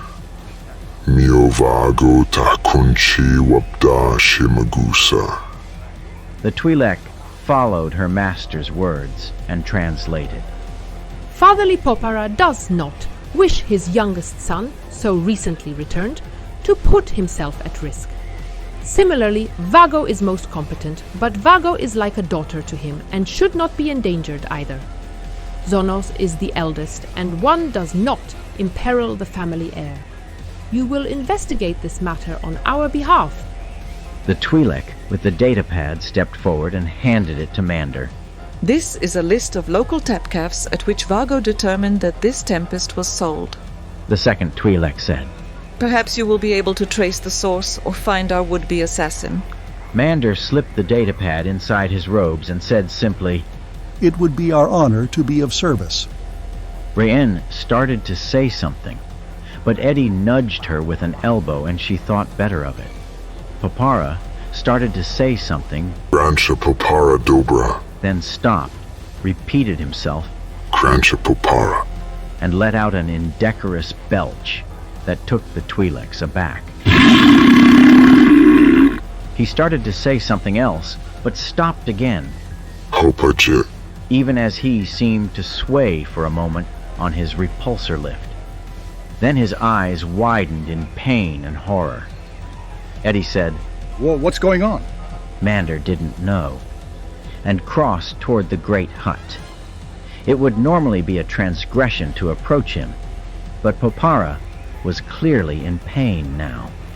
Popara's belly started to swell, and the great hut patron started to croak like an injured frog. The Twi'leks were clearly frightened, and one of them pushed Mander back, away from their master.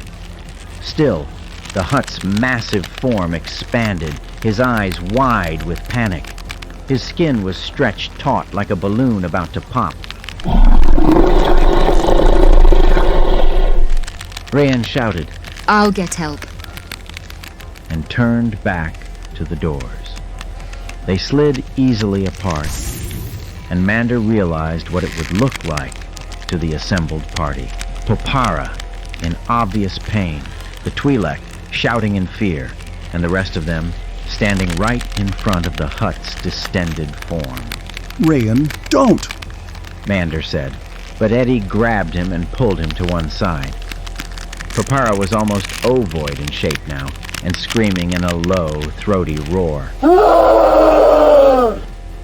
And then the flesh gave way in half a dozen places, and Popara exploded, his organs rupturing in all directions around the room.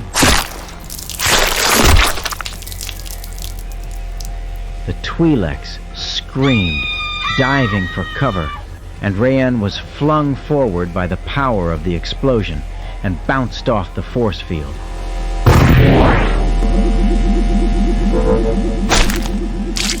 Along with the former Hutt patriarch's interior organs. Both the Pantoran and the Hutt's digestive system were moving too fast to allow the screen to let them pass.